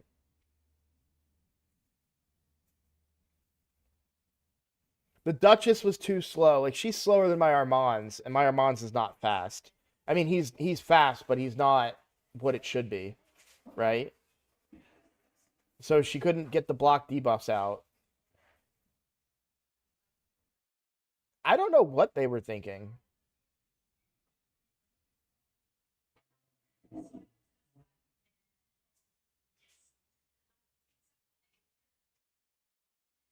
I mean, if they ban, I assume if they banned Armands, they probably win that. Ah, shit. I'll try to show you. Can I view champions from this? I don't think I can, right? No. Um, he's only like 240 speed, maybe something like that.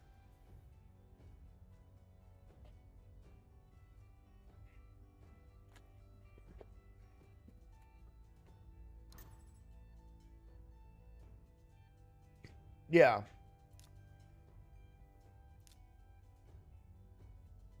Like for what I'm competing against, it's fine.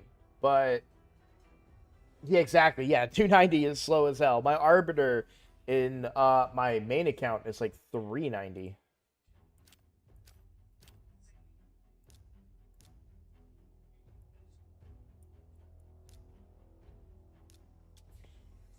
$343, sorry. Way overestimated. Yes.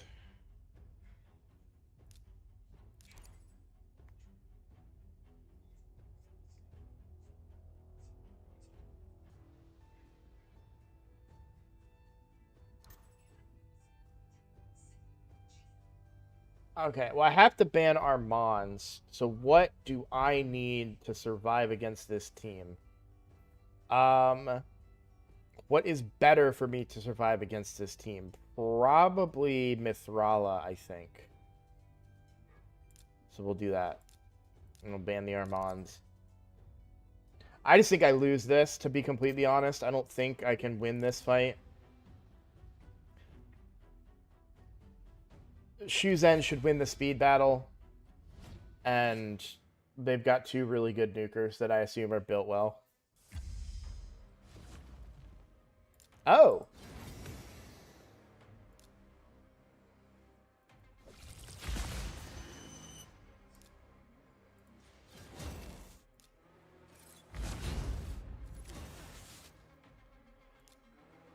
I'm gonna try to steal the stone skin.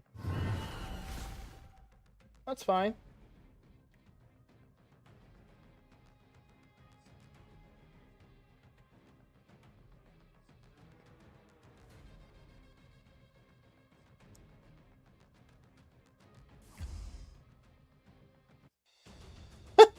What? What? What? What did she do? I don't know anything about Shuzen. I don't have her. I don't know what she tried to do there. She did something. But I don't know what it was. Let's look at the speed of Armands real quick since you asked. 270 speed. And my Arbiter is 305.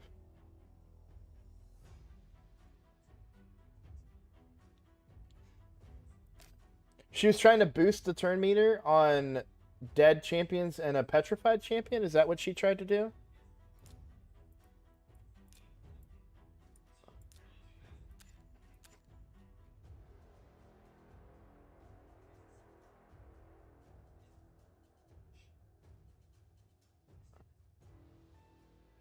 Oh, she tried to boost a petrified champion without cleansing them? It doesn't work.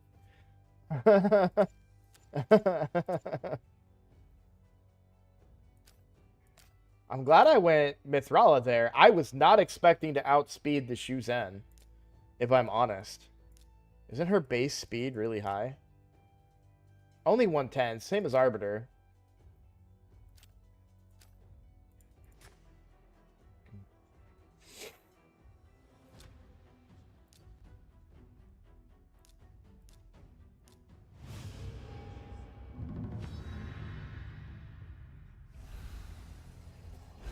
That, I mean, I'm not going to complain. I'll take it. I'll take that luck.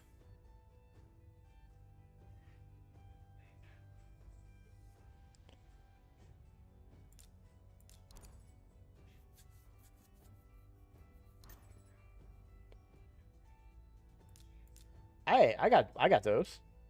I'll do that instead, though.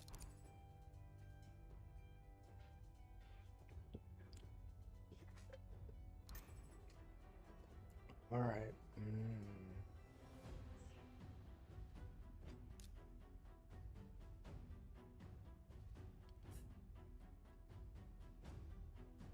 Do I go UDK here this time? I think I do.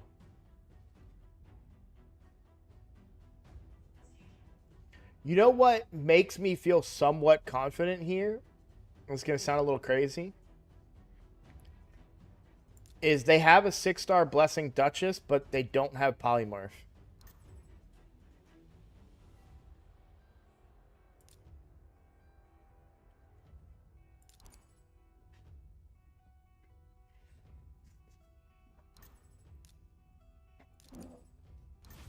I'm not saying that means I win, but I'm pretty sure that's supposed to be Polymorph. In most scenarios, right? You don't get these teams because you're not as bad as me.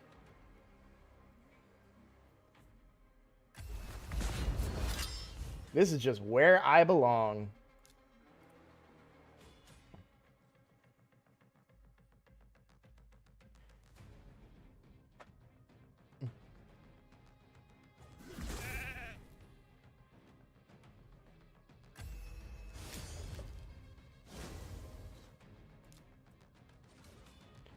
No decreased defense. I don't think I can kill her, but we gotta try.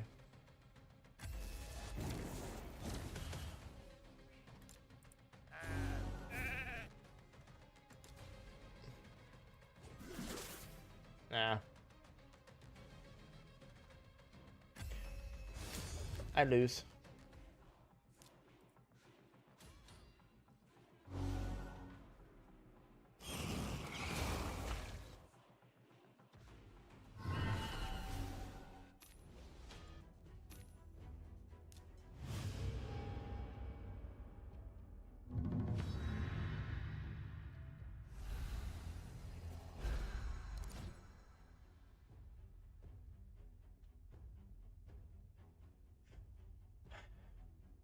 It's a good question, Pi. It's a long one, so I'm not gonna read out the whole thing. But blessings are very good, but I don't prioritize champions based on blessings. So, for example, I have a Syl 5-star blessing. I don't have her built. A lot of people have called me out on that, and they're like, "Why don't you build? Well, you got a 5-star blessing. Like, you got to build her." It's like, I don't gotta do anything. But Yannick is a great nuker. If it was a 6-star blessing, I might change my tune a little bit. I don't know about 5-star being good enough, but she's a great nuker. My only problem with Yannicka is not that she doesn't smack. She smacks. It's just that she's a Spirit Affinity, and I have Sun Wukong. So I would rather have a nuker of a different affinity than Spirit, personally, to cover more of my bases. If you don't have Sun Wukong, I think Yannick is a great nuker. She's a Spirit nuker, and gonna cover a lot for you. I really thought I had a chance right here. For a few seconds, I thought I was fine.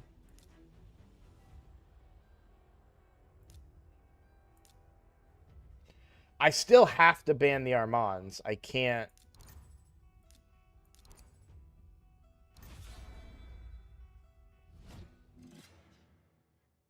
she can really smack. And there's a team right now that actually manipulates her for Hydra.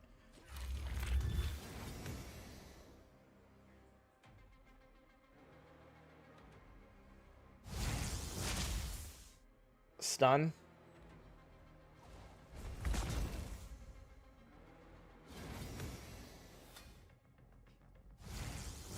Rebuild your Mikage, sir. Unless that was because of affinity. Am I missing something there? Is she weak hit? And she get really unlucky? I don't know. She can buff strip. I want to try and provoke her.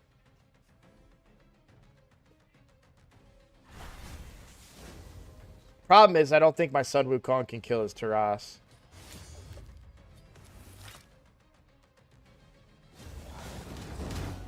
God damn.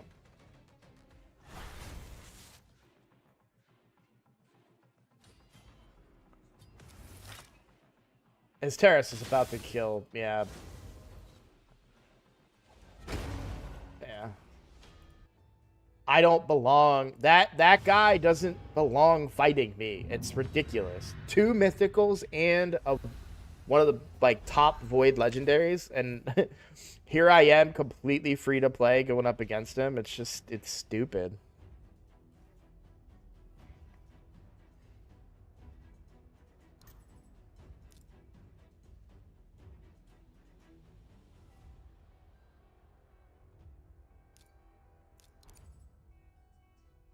Yeah, somebody using an R-Tac. This is more my speed. He probably hates doing live arena too. I would not hate doing live arena if I had Lazarius. I'm just saying.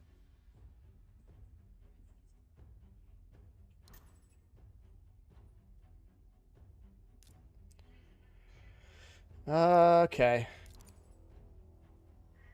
That's a lot of nukers, friend.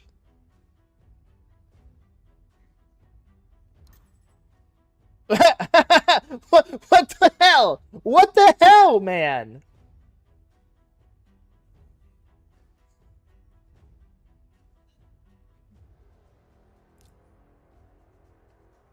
What a bait. This dude saw, oh, this guy's a free to play. I'm just going to put all my free legendaries out there. Oh, just casually drop 2 mythical champions.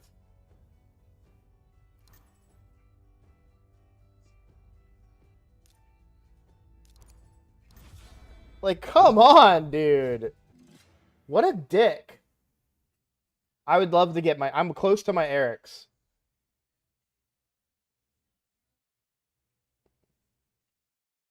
Oh, please. He probably is like... I bet you one of them is just super speedy or something.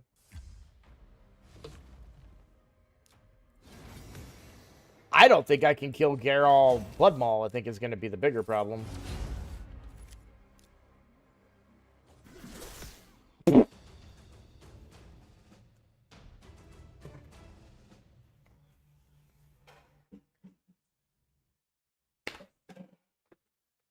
What is this game, dude?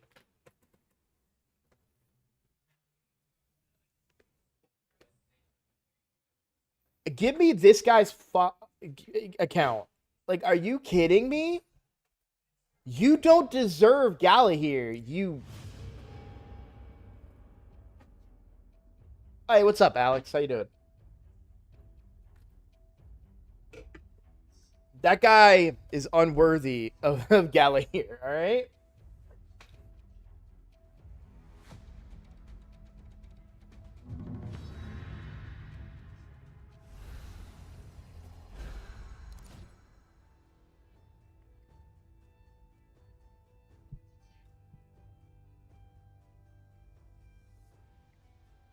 Am I wrong about that? Does that guy deserve to have the best champion in the game?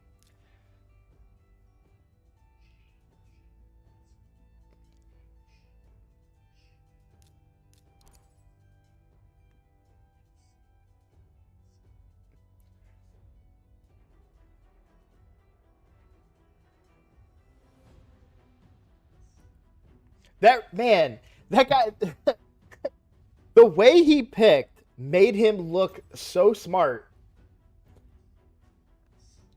And then he looked so stupid.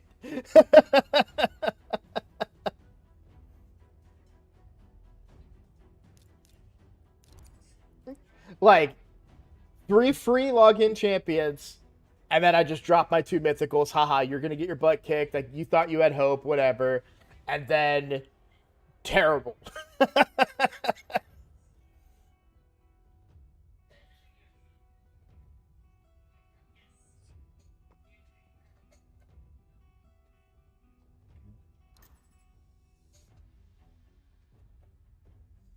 So I think I go Mithrala here.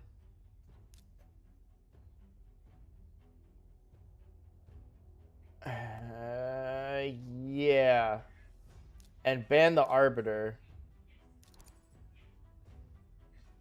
They probably ban my Arbiter, but that leaves Armand's. So I think my Armand's is faster than his team. He probably has Stone Skin on the ultimate Death Knight, but I'm not worried about that.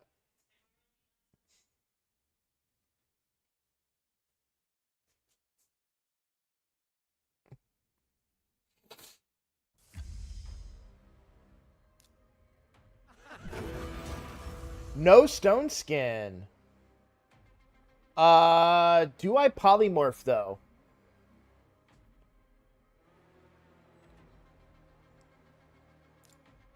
No.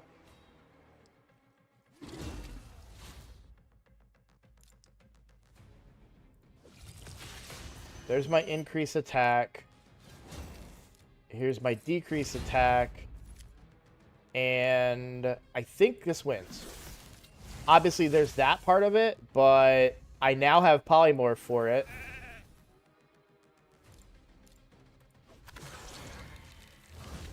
Ah, Sun Wukong. I didn't think about that.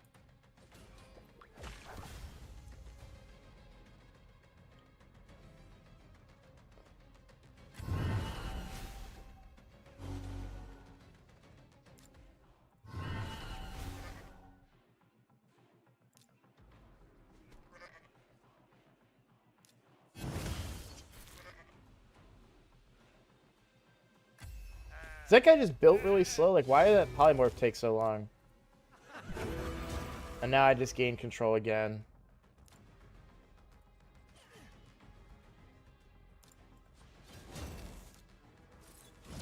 And I think my A2 is not up yet, but he's stunned, so we kill the guy that can come back to life, and then easy peasy. Yeah. I'm kind of proud of myself for that one. I'm legitimately proud of the way I played that. That's not always the case. But I think I made the right ban in Arbiter. Guarantee I win the speed race. And then I liked that I picked Mithrala there. I didn't need Mithrala that much, but it was good to have her. Obviously, Stone Skin on that ultimate Death Knight would have changed things drastically. I think they should consider that.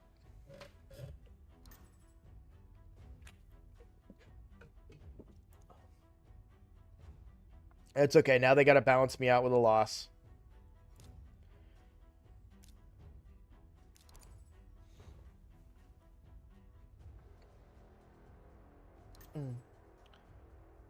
I love Yukaro. I use Yukaro. I don't need Yukaro.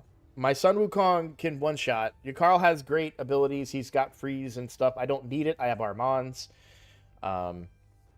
He's not built fast enough for that. Like, trust me, I was at a time using Yukaro, but right now everything's about my Sun Wukong because he's built to ignore. Yeah, I think I just lose this. I don't see myself winning this in any way. I will do Mithrala to see if I can resist his stuff and then cleanse the team, potentially. But yeah, I definitely think I lose this. I mean, I'm gonna lose the speed battle either way, but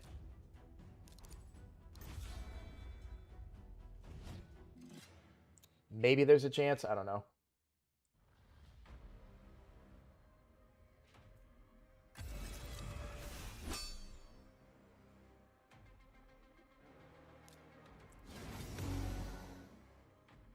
Okay. I think I hex here. My Sun Wukong's not going to have increased attack, which sucks.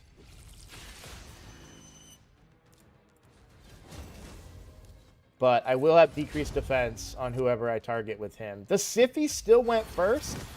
I wasn't expecting that, to be completely honest.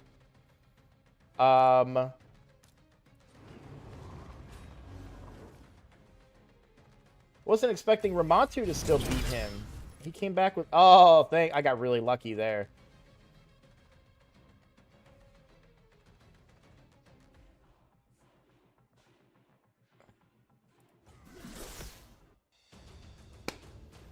That's why I use Sun Wukong.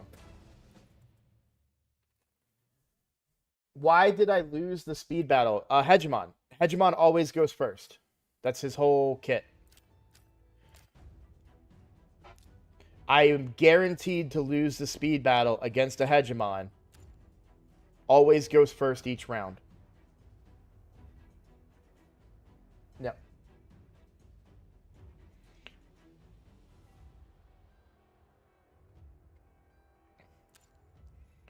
And so,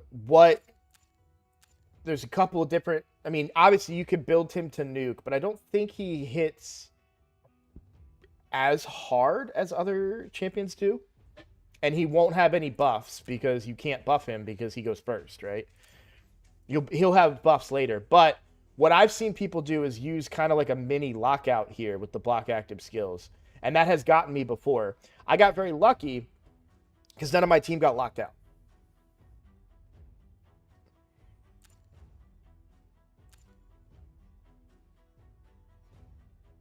But I have seen Hegemons beat me without, like, by hitting my, like, just one-shotting me.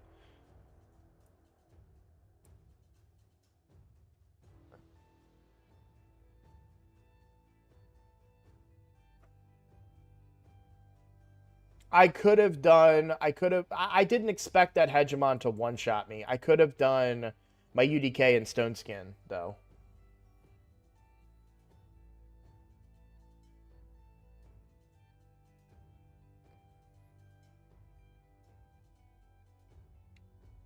Yeah. All right, that is all of the live arena tokens I've got for today. We made a huge amount of progress. Truly, we did.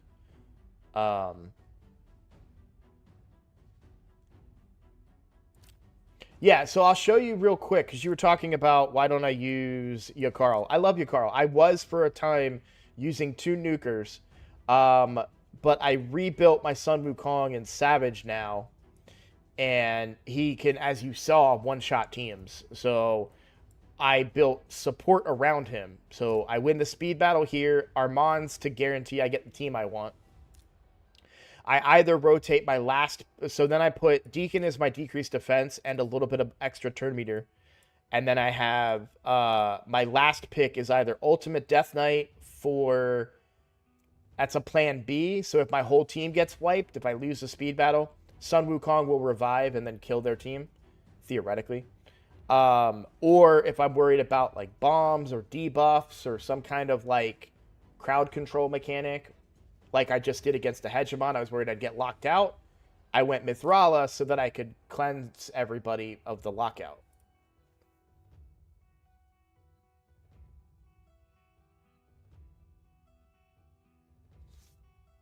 Yeah. You don't need to build him. I think you are... I don't think you mean build him fast. I think you mean build him... high accuracy. You don't like there's no reason to put speed on Hegemon unless you're afraid of another Hegemon.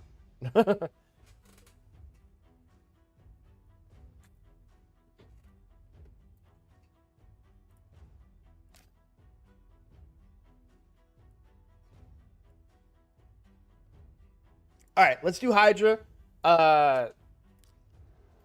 Vodka, you keep your opinions to yourself. I'm just kidding. I'm just kidding.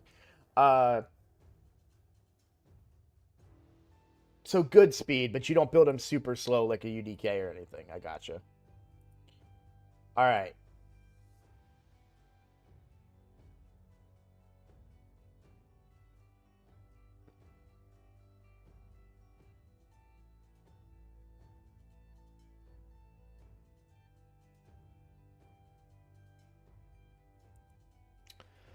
All right. I'm gonna try hard. This is not my team. This was a random team I threw together. I know Sun Wukong's in my team. I know Wixwell's in my team. I know Deacon's in my team. I know Newt is in my team. You guys are all going to yell at me to use Rathalos, but I'm not going to, and I apologize. Mithrala's in my team.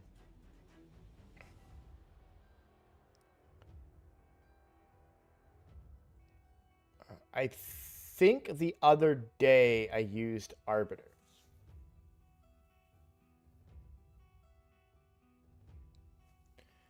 And I think that's the right choice.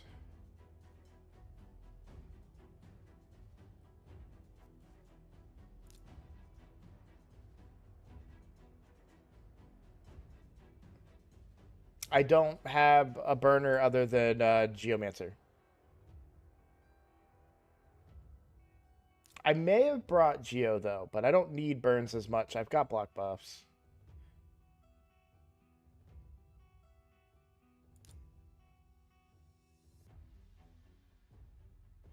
All right, this is the team I ran last week. It worked on normal. I haven't tried it on hard yet. The problem that the scary part about it is not having a reviver. But let's try it. I have Mordecai, I just don't have him built.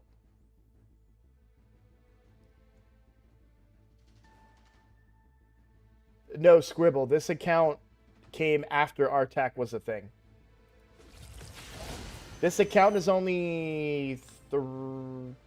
Is it 300 days old now? It gotta be, I think.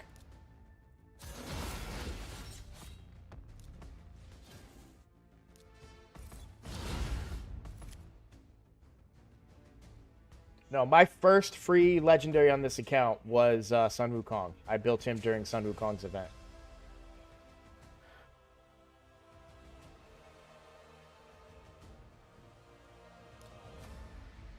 Okay, who do I really want to get rid of here? I think that. Block buffs.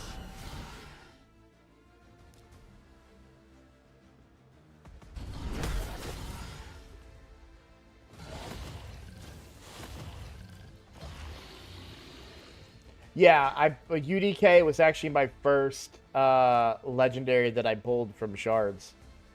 Honestly, I was very... I think I said it at the time. I was so disappointed because I had UDK on my main account. When I made my main account, Deliana was the free champion, and then UDK came next. And so I got UDK very early in the game. And so I've had him for that entire account, and I just basically used him to carry that account. Twin, if you're here, anybody that has questions about this team and why I picked who I picked, ask them as we're going, please. And I will answer.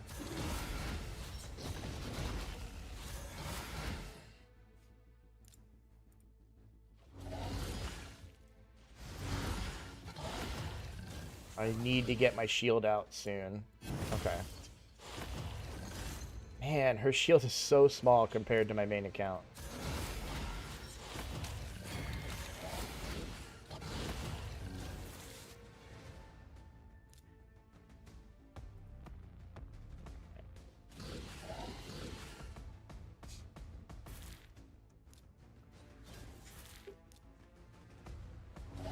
I didn't decrease defense there because of this. I'm going to try and steal those. Okay.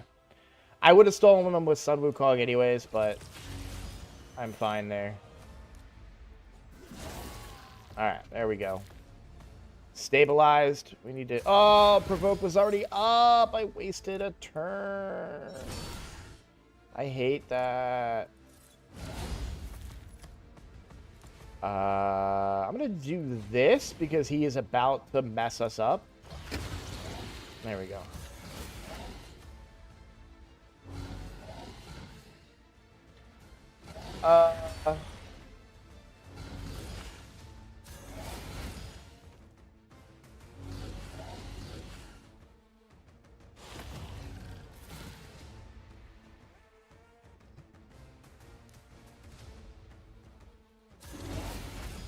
That poorly timed Provoked really hurt, not gonna lie. I should get a cleanse here, though, and hopefully kind of bring it back together a little bit. This is a little scary. I think I need to attack the leech target here. We'll attack the one that I'm positive affinity to get a little bit of healing. Because he's a little low. I don't like that. I didn't want to use his extra turn and take poison damage twice. Let's see. When I made my account, Shaman was the free champion. I currently use our bias as a speed lead in area mostly. Should I slow her down and use her differently? I don't know enough about our bias to comment on that, to be completely honest. I don't have her kit memorized. I've never had her, obviously. The only mythical champion I've ever had on on any account is Mithrala, or Mikage. I have a hard time dealing with the heal reduction from the cleansing head. Yeah, Mithrala solves that.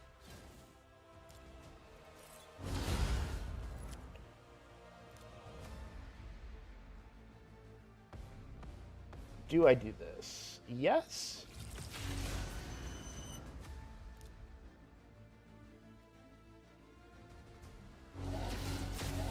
Getting the fear head right away is a little annoying, but I think I'll be okay.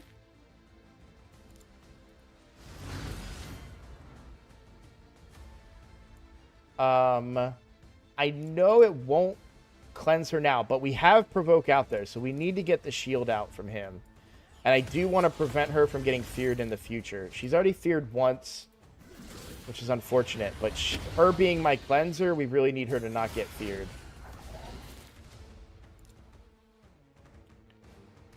Let's try and place... I'm trying to place a leech there.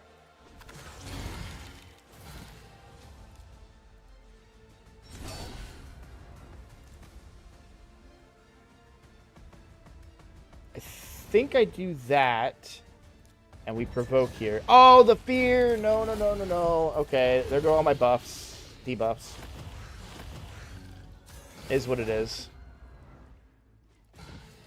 By the way, I've never tried this team on hard before, so...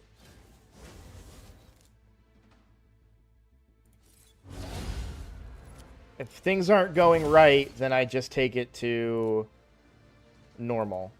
Everything's fine.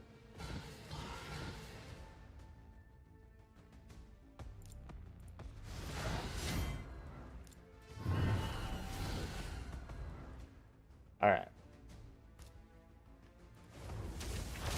Catch up on chat.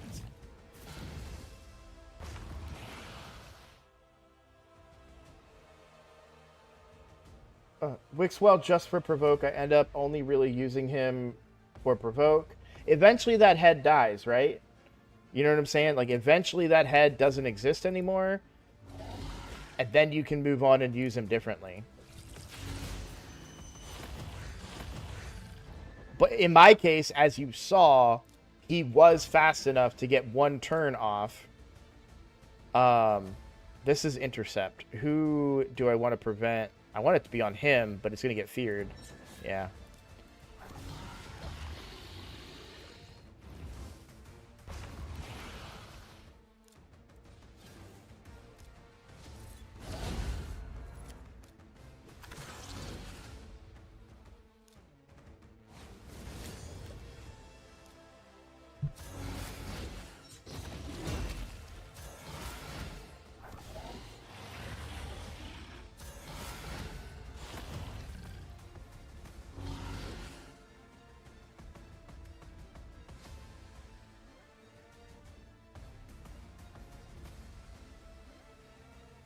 Yeah, I leave Fearhead now on my main teams too. I don't do anything to mitigate it anymore.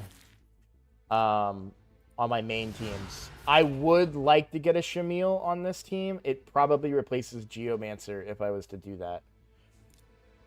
So this is the buff extension, right? Yeah.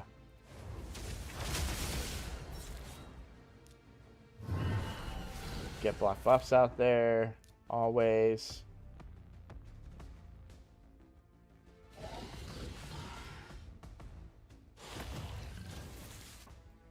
Yeah, I might do Bambus or for an AoE slow, or I just got Gwendolyn the Silent, and I want her for an AoE slow as well. It's between her and Bambus as to who I'm going to do for an AoE slow. All right, he's feared again. I do need to put it back on Mithrala, and it got canceled again. That's fine. So right now, what's the minimum? So Hydra rewards raid.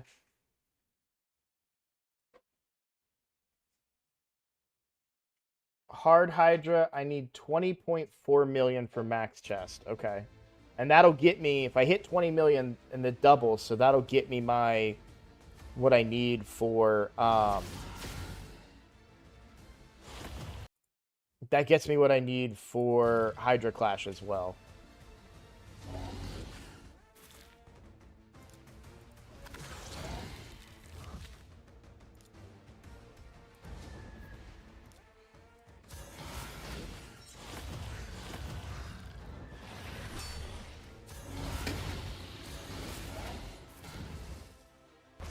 No! Yeah, I don't think I can do it.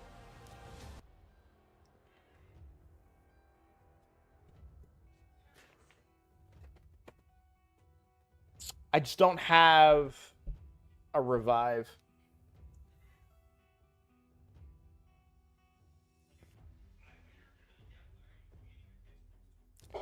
I mean, we can try it. I don't think I have the damage if I do this, but we'll try it. Do you want to, since you're suggesting it, I will respect it.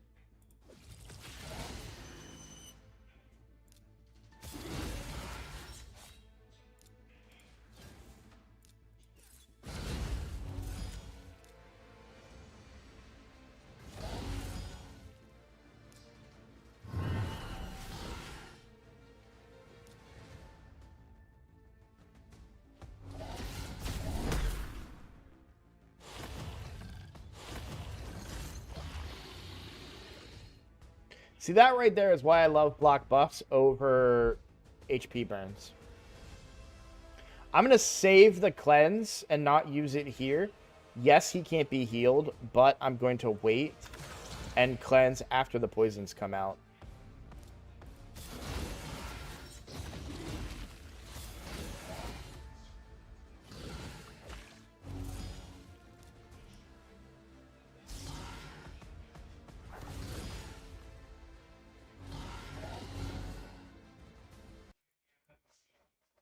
Yeah.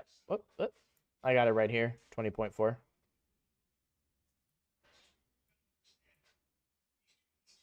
I'm regularly going to that page because I always forget what the points are. Poisons aren't out yet. I'm still going to save that. Ooh, but the provoke here, this is a problem because he's going to hit this head.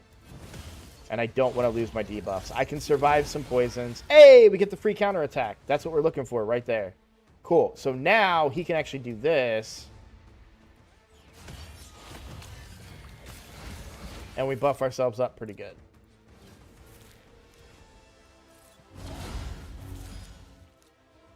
So that's the other thing you're looking for with Wixwell is like if he does get targeted by that head and he gets that counterattack, you get that free provoke and then you get an actual turn with Wixwell.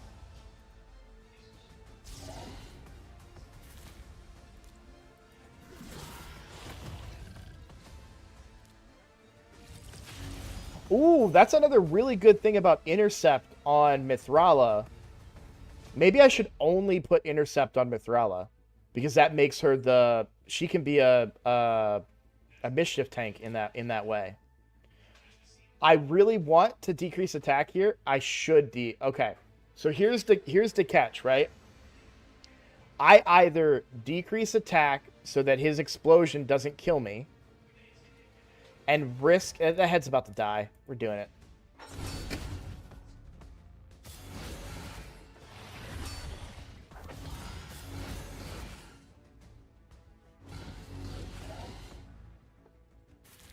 But geez, vodka. My best area for being in the game for almost a year is probably Hydra because I was gifted with Archer and Elva. Yeah, that's what I do. Only on Mithrala for Mischief Tank. Thanks, Nick. Thanks for confirming that theory. I appreciate that.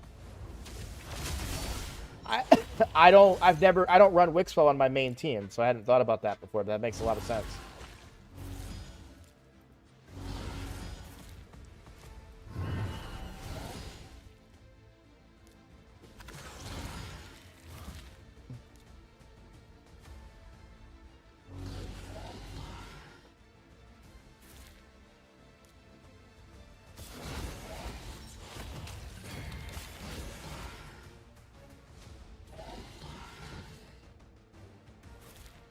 All right. I'm just kidding. I'm just kidding.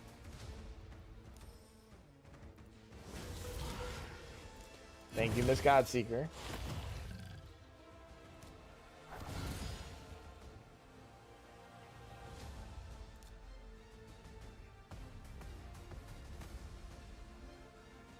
I really want to be greedy here. Cause I mean, who do I not? Yeah, let's just keep going her.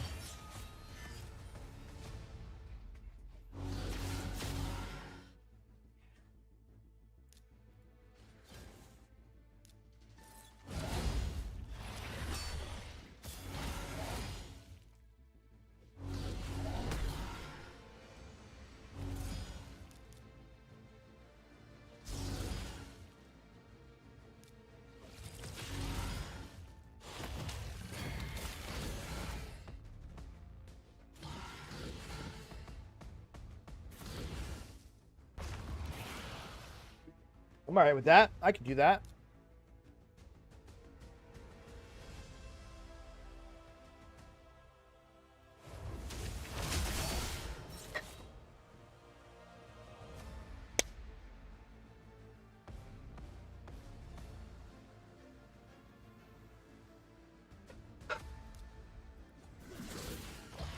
I'm really mad at myself right now.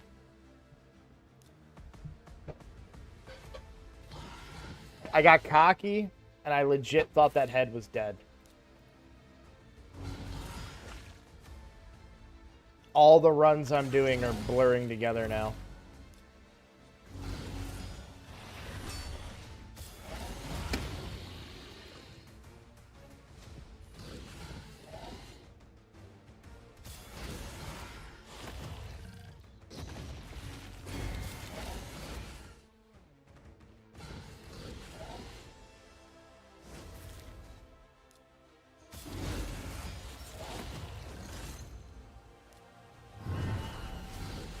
Thankfully, I was able to pull that back off. We need a big shield here. We do have block buffs, so not afraid to put... You know what? I should just put the counterattack out anyways, because it's going to be him or this counterattack, so... Since Wixwell's is always up.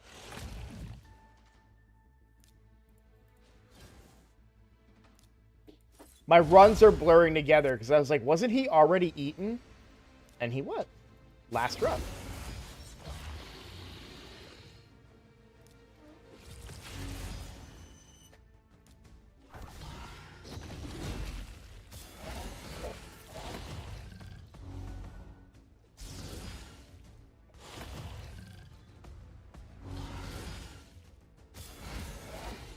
Did you talk to your caddy? Did you call him an asshole? Okay. Are you making him food? Oh. Are you making him food or something, or are you just emptying the dishwasher? It's like, you know, food. It just doesn't do that.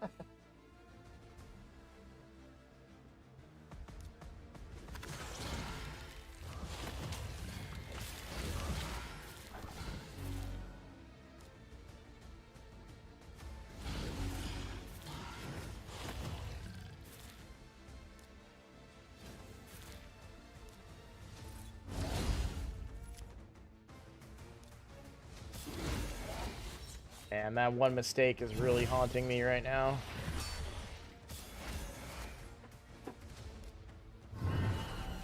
Yoink.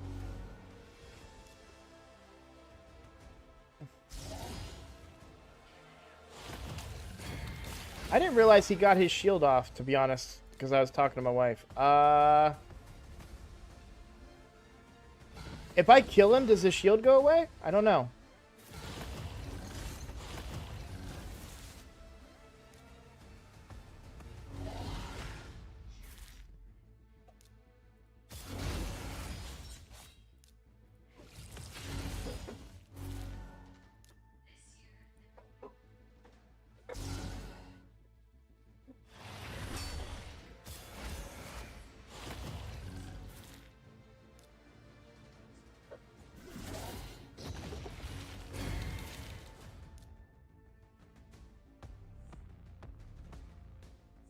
Okay.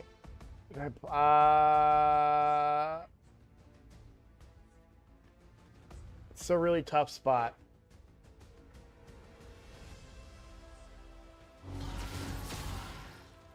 I wanted to heal up there.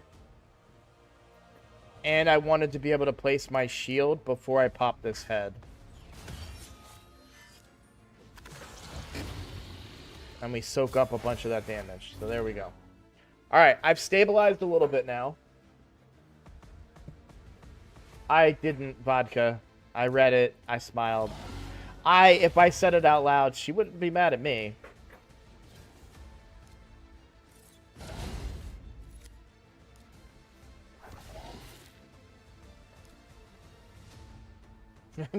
Greg might get banned, but I won't be in trouble. I didn't say it. I don't know, she'll probably hit me because she can't hit him. Okay. I am going to wait again. So I know I said, like, oh, it doesn't matter because of all the counterattacks and whatever, but it would put him at 4 buffs, the same as Mithrala, so I don't want to risk that. I want Mithrala to be the Mischief tank here. I don't want the Mischief head to get a counterattack, for sure. Do I cleanse here? Sure. Should have waited. Should have waited. Not thrilled that the provoke head came back out, being completely honest. Would really love what I had a run ago. Shoot, I can't target it. Okay. So, block buffs, and then we need to... Now I don't mind doing this, because if they do steal it from him, she can't get it. There we go. Alright. Gotta free him, obviously.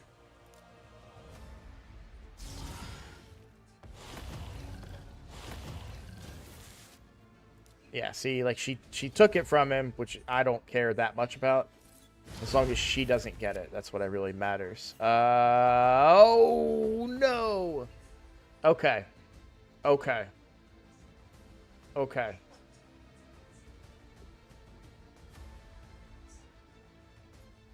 So we can't land the provoke, so there's no reason to do it. I would love to get another big shield out there, but we need damage more than we need a shield right now. Because if we can kill these 2 heads, then it won't matter if he wipes all the debuffs, right?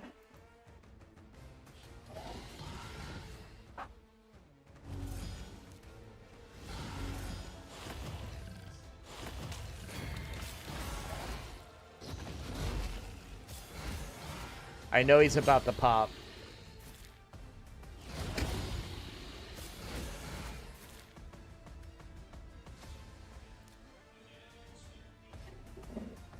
Alright, we can provoke now. Let's cleanse to stabilize.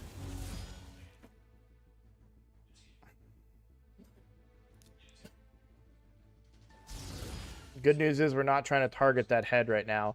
This is gonna hurt, but if it does, I can revive him.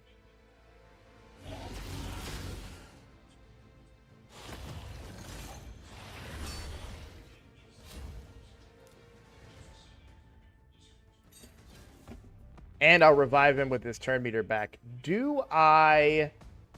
No, I don't. When I said turn meter, I meant his cooldown back.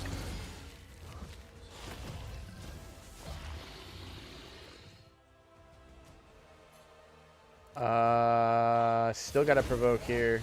Don't want that shield coming out. Revive here. I'll revive them in a second.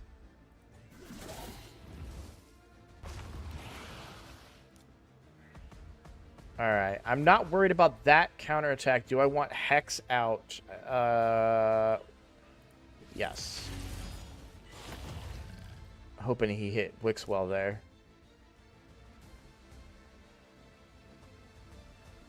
I don't know if I can kill this head, but we're going to try.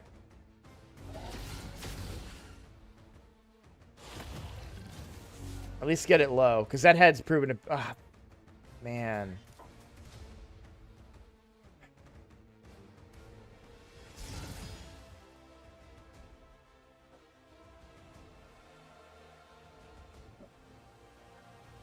He can provoke... Okay, sorry. I didn't know he could... I didn't think he could provoke through the...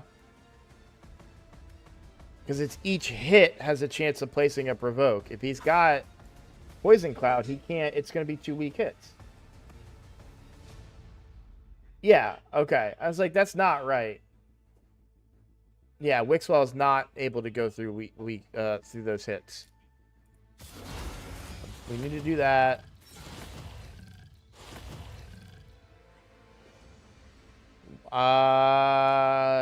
Definitely need to shield everybody right now. And then I really need Sun Wukong to get his cooldowns. How long till someone gets eaten? 2 turns? Oh, no. Okay. So I think we're just screwed on this run, and I think I'm not going to do hard again. I don't want to be in here trying this hard.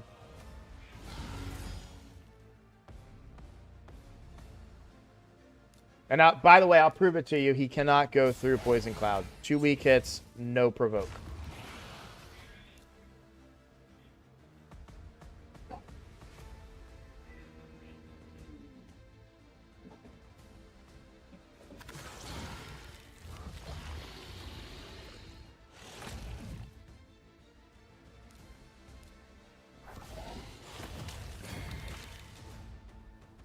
I think we're cooked. There is a chance I can come back from this, but I think I'm cooked.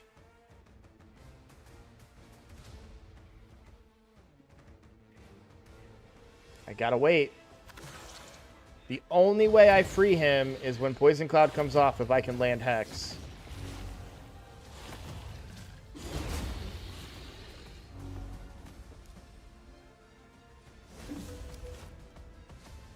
Poison Cloud is off. I can land Hex.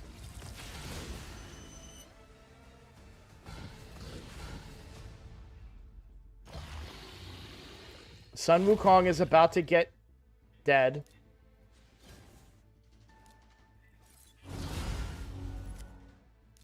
It's not over, guys. It may look bad, but it's not over. Because Sun Wukong comes back with turn meter. Steal those friggin' buffs. Go, go, Newt, go.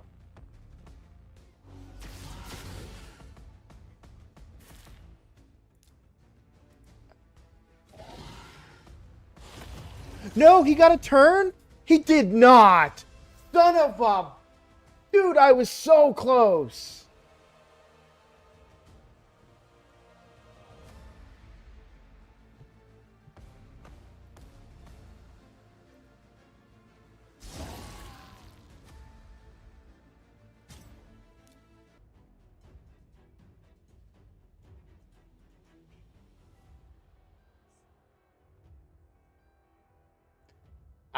I hear you, Greg. I get where you're coming from, and you're big on burns. I get that, but I'm not big on burns. And regardless, the only burner I've got is Geo. We tried Geo already, and the team failed. It's not burning is not the problem.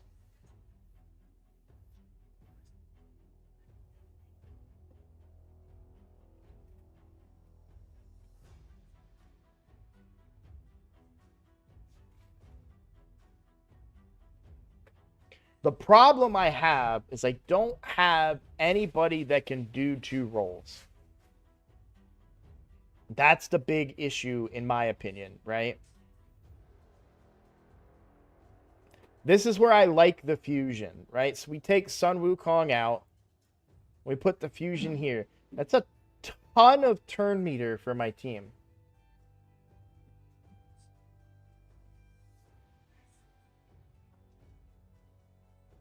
I don't completely agree that I need to have like need is a strong word. I want Necmo, I want Estrid, absolutely. I want Lady Kimmy. I don't think I need them to be able to do hard. I think a big part of it, if I bring in the new guy, that's a speed or a lead, that's a ton of turn meter for the team, and block buffs.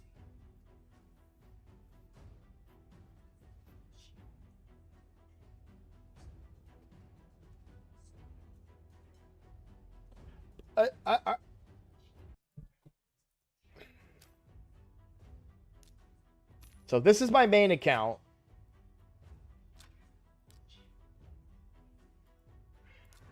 This is my main team. On Nightmare.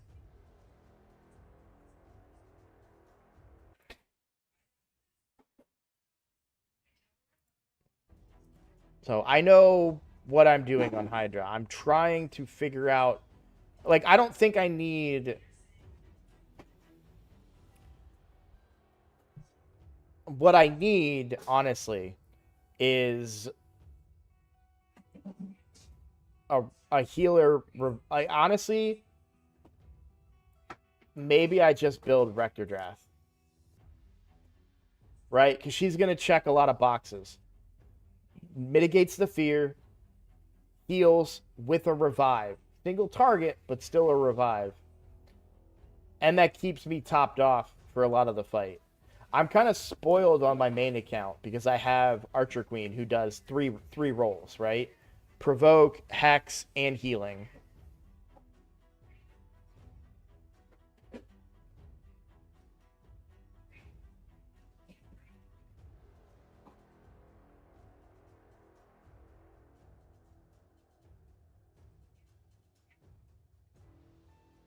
Oh, I love Ugo and Hydra.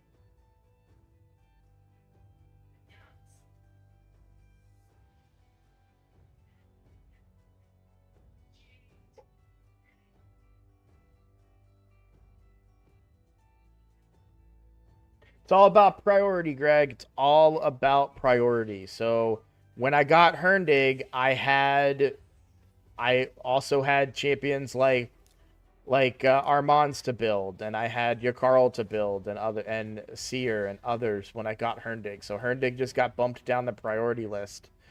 But I don't know. I love Ugo.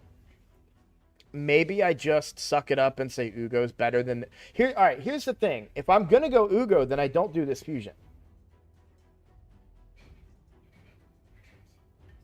Do you know what I'm saying? Like, I'm doing the fusion to give me a turn meter fill and block buffs.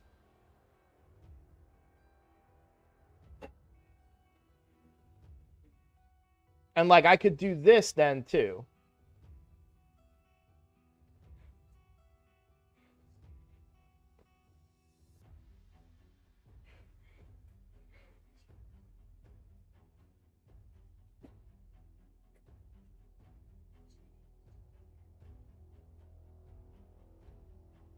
An argument could be made, because isn't Bambus, like, sort of a cleanser?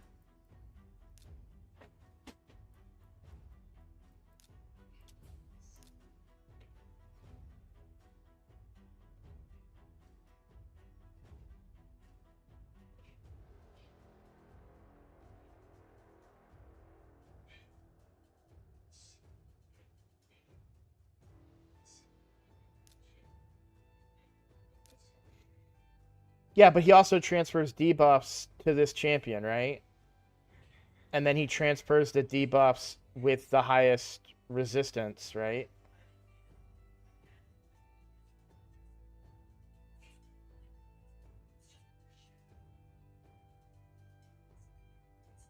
Yeah, I want to use Owl. Owl was going to be my next champion because I want the decreased speed from the Owl. But I can also get decreased speed from Bambus on his A1.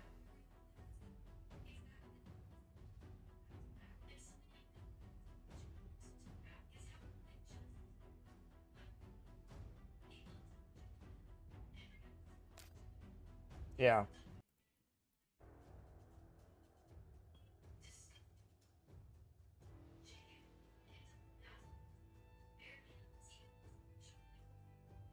God, she's just so good because she just checks every single box in this game.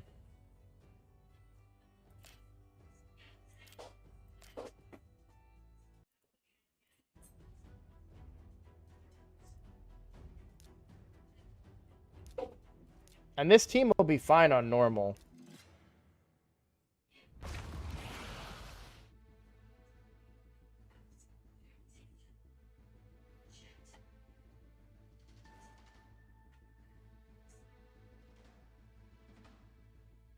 Yeah, I want Rabbit too. It's just like, you know what I want to do?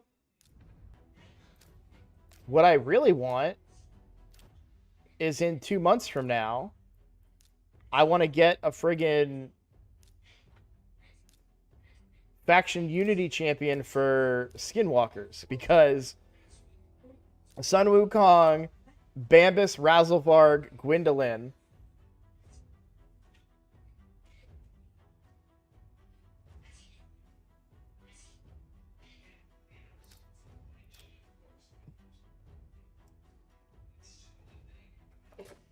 You know what I could do? When she's leveled, of course, right? Or he. How is Bambus gonna fare damage? So here's my thought, Vodka. For me, it's between Gwendolyn or Bambus. They do similar roles. Bambus, arguably better. I know you love him. But decreased speed, AoE. But Gwendolyn is gonna smack. I don't know how much damage I'm gonna get out of Bambus. But the biggest, like, does Gwendolyn give increased attack? I get increased attack. I get it from Mithrala.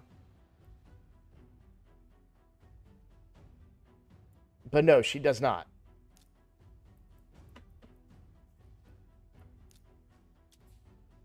Oh shoot, it's 12:07. I'm gonna have to go here soon, guys. So Gwendolyn brings me decreased speed, leech, and decreased accuracy. I didn't read my team then. Your team, you said Bambus, increase attack, decrease speed. Rabbit, leech, increase speed, lots of damage.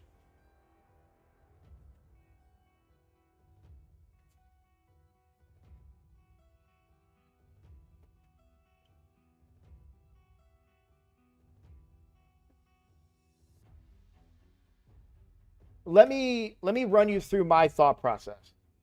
Rabbit, Ugo, Bambus, Newt, Wix.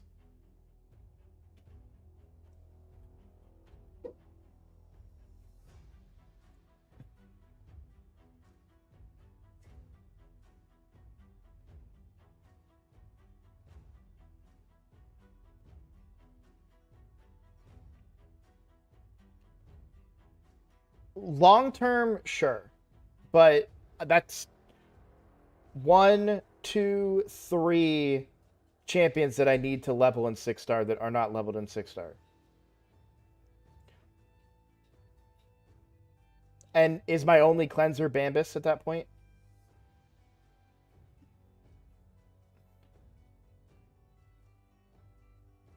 Who's my Hex? Are you putting... Oh, are you doing Cursed set?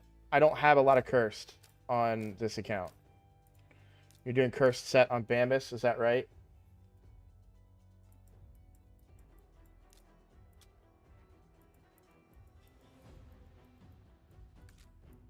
I always do that, and I don't know why.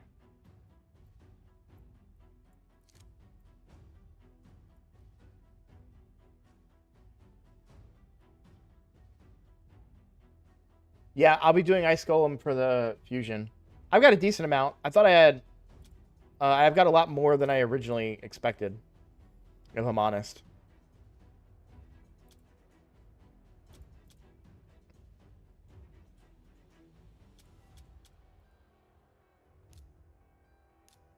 really mad all of a sudden because I didn't realize I had some flat stat gloves on my account.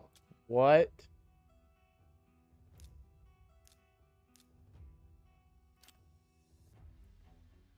All right, but let's talk short term and talk with the teams that I have available.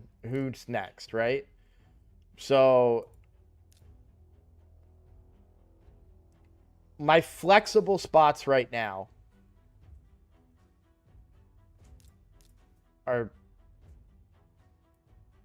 those.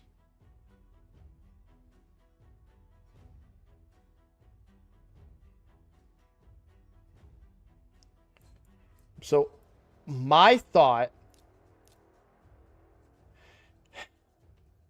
is Gwendolyn first because Gwendolyn smacks. We all know it. And we get the AoE decrease speed, the AoE leech, and AoE decrease accuracy. All on one ability from her.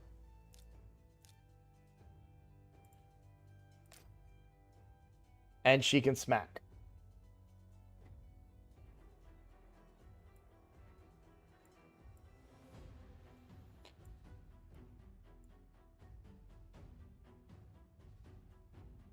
And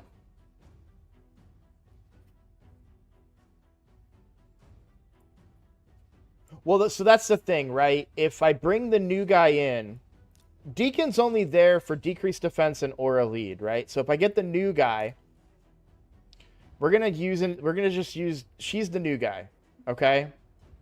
So that's my block buffs and turn meter fill and speed aura lead. So now I need decreased defense. I've thought about suzerain, but I also could do that. That's decreased defense and decreased attack. Right? And then bringing in Gwendolyn for damage, decreased speed, AoE leech. And then I would like a reviver in there somewhere as well. Oh, it is single target. You're right. I always forget that. Thank you. No, I always forget that. Thank you, guys. Yeah. Sorry. A slight delay. So you guys are going to keep repeating that. But I've looked. I am so surprised at how few champions I have on this account that have the big version. Oh, you know what? Herndig I should do, actually. Because that is an AoE decreased defense. I don't think that HP burn lands very often, though.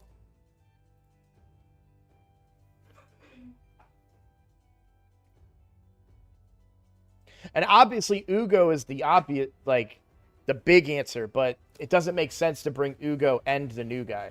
So maybe we don't do the new guy and we just bring Ugo, right?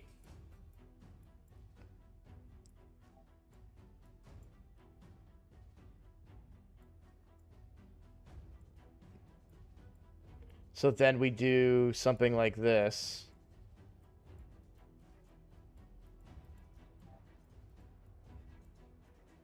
Which is basically what you already said. And then we don't need Gwendolyn then, right? We don't need Gwendolyn because these two do everything that she would have done.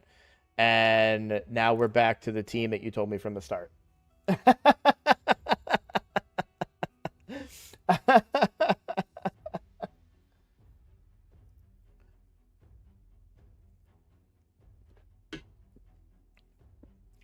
All right. So here's the plan. Truthfully,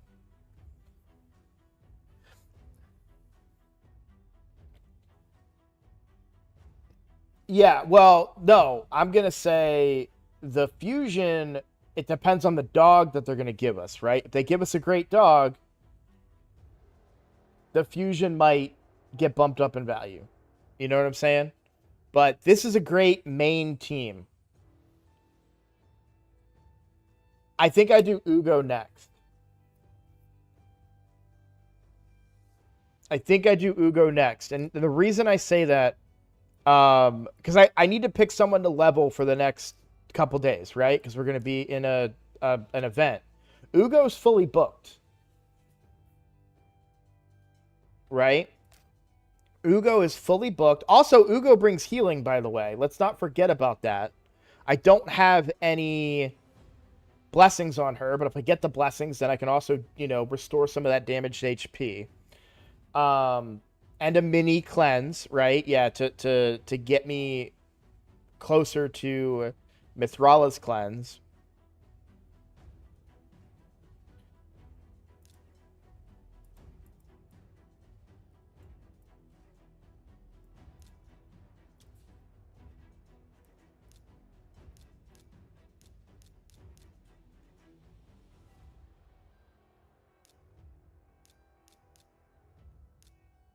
I want to use Gwendolyn so badly, though. I'm not gonna lie.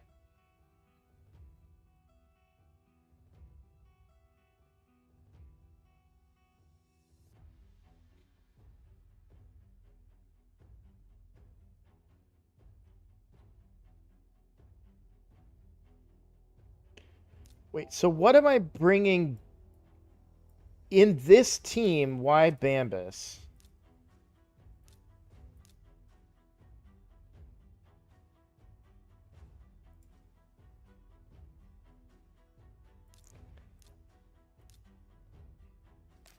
I don't know, man. I think Gwendolyn's better.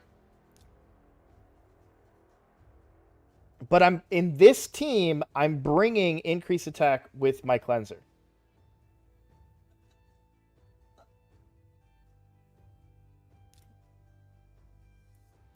The only thing where I give Bambus the edge over Gwendolyn is that his decreased speed AoE is on his A1. Or buff extend. He does buff extend. I forgot about that.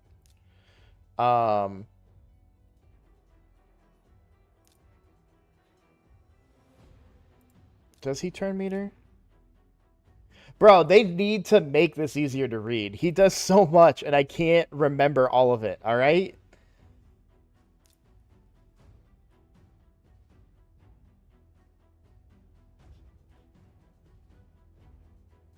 Even if the attack lands as a weak hit, also increases shield buffs.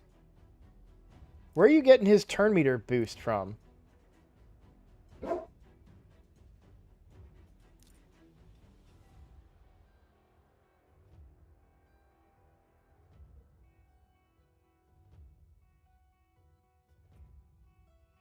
I'm talking about a team I want to build right now, not today, but like short term.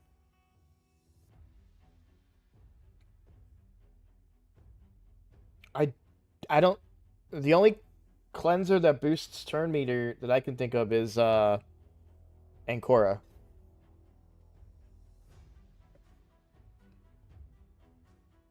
I like this team. Like right now, I'm just comparing Gwendolyn to Bambus. Bambus does extend our buffs, but we don't have 3 of them, so we're still not going to get like infinity buffs or anything. And Gwendolyn has her A1 passive too. So each hit has a 30% chance to extend the duration of all buffs on the target by 1 turn.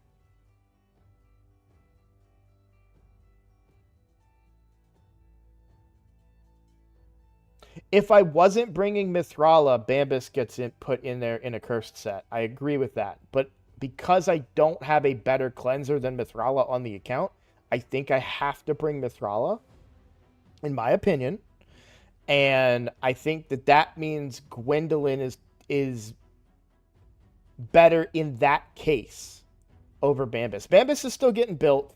I promise you. Exactly. There will be another team where Bambus in a cursed set makes the cut. I promise you. Exactly. They should not be in the same team, which is why I think I'm building one team right now. One really good Hydra team with the champions I have on the account. he should pair with Rabbit.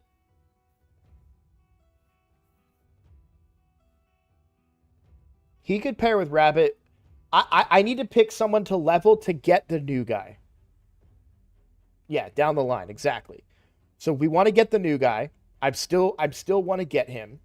We don't know what the Hound could be, and I like his kit for Hydra regardless, because I only have one Ugo, may not get another. So I really like the composition of this team. I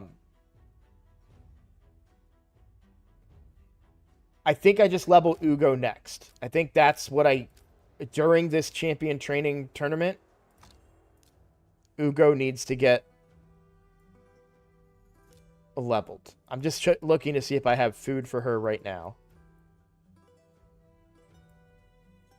So I'll need to level some more food.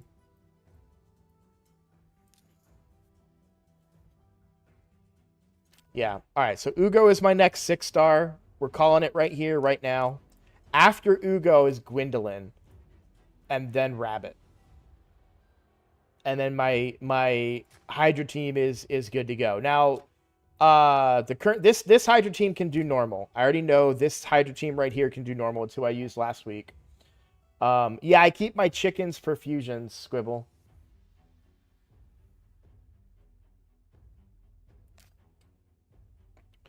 So, all right, guys, I do have to end stream. I'm already about 20 minutes over. I got to make lunch for the kids.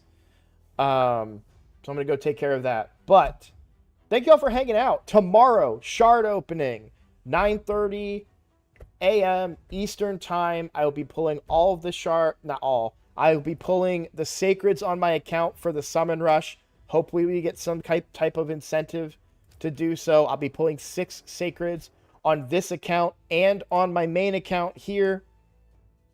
Another 6. So we should get pretty good points out of that. I don't know about the champion chase, what I'm going to do on this account. I don't have a lot of sacreds right now. So I don't know. We'll see. But thank you all for hanging out. Had a blast. Love streaming with you guys. Super fun. Thank you for the input. Thank you for the commentary. And that's all I got. I will see you all tomorrow. Look forward to pulling some shards. Take care, guys.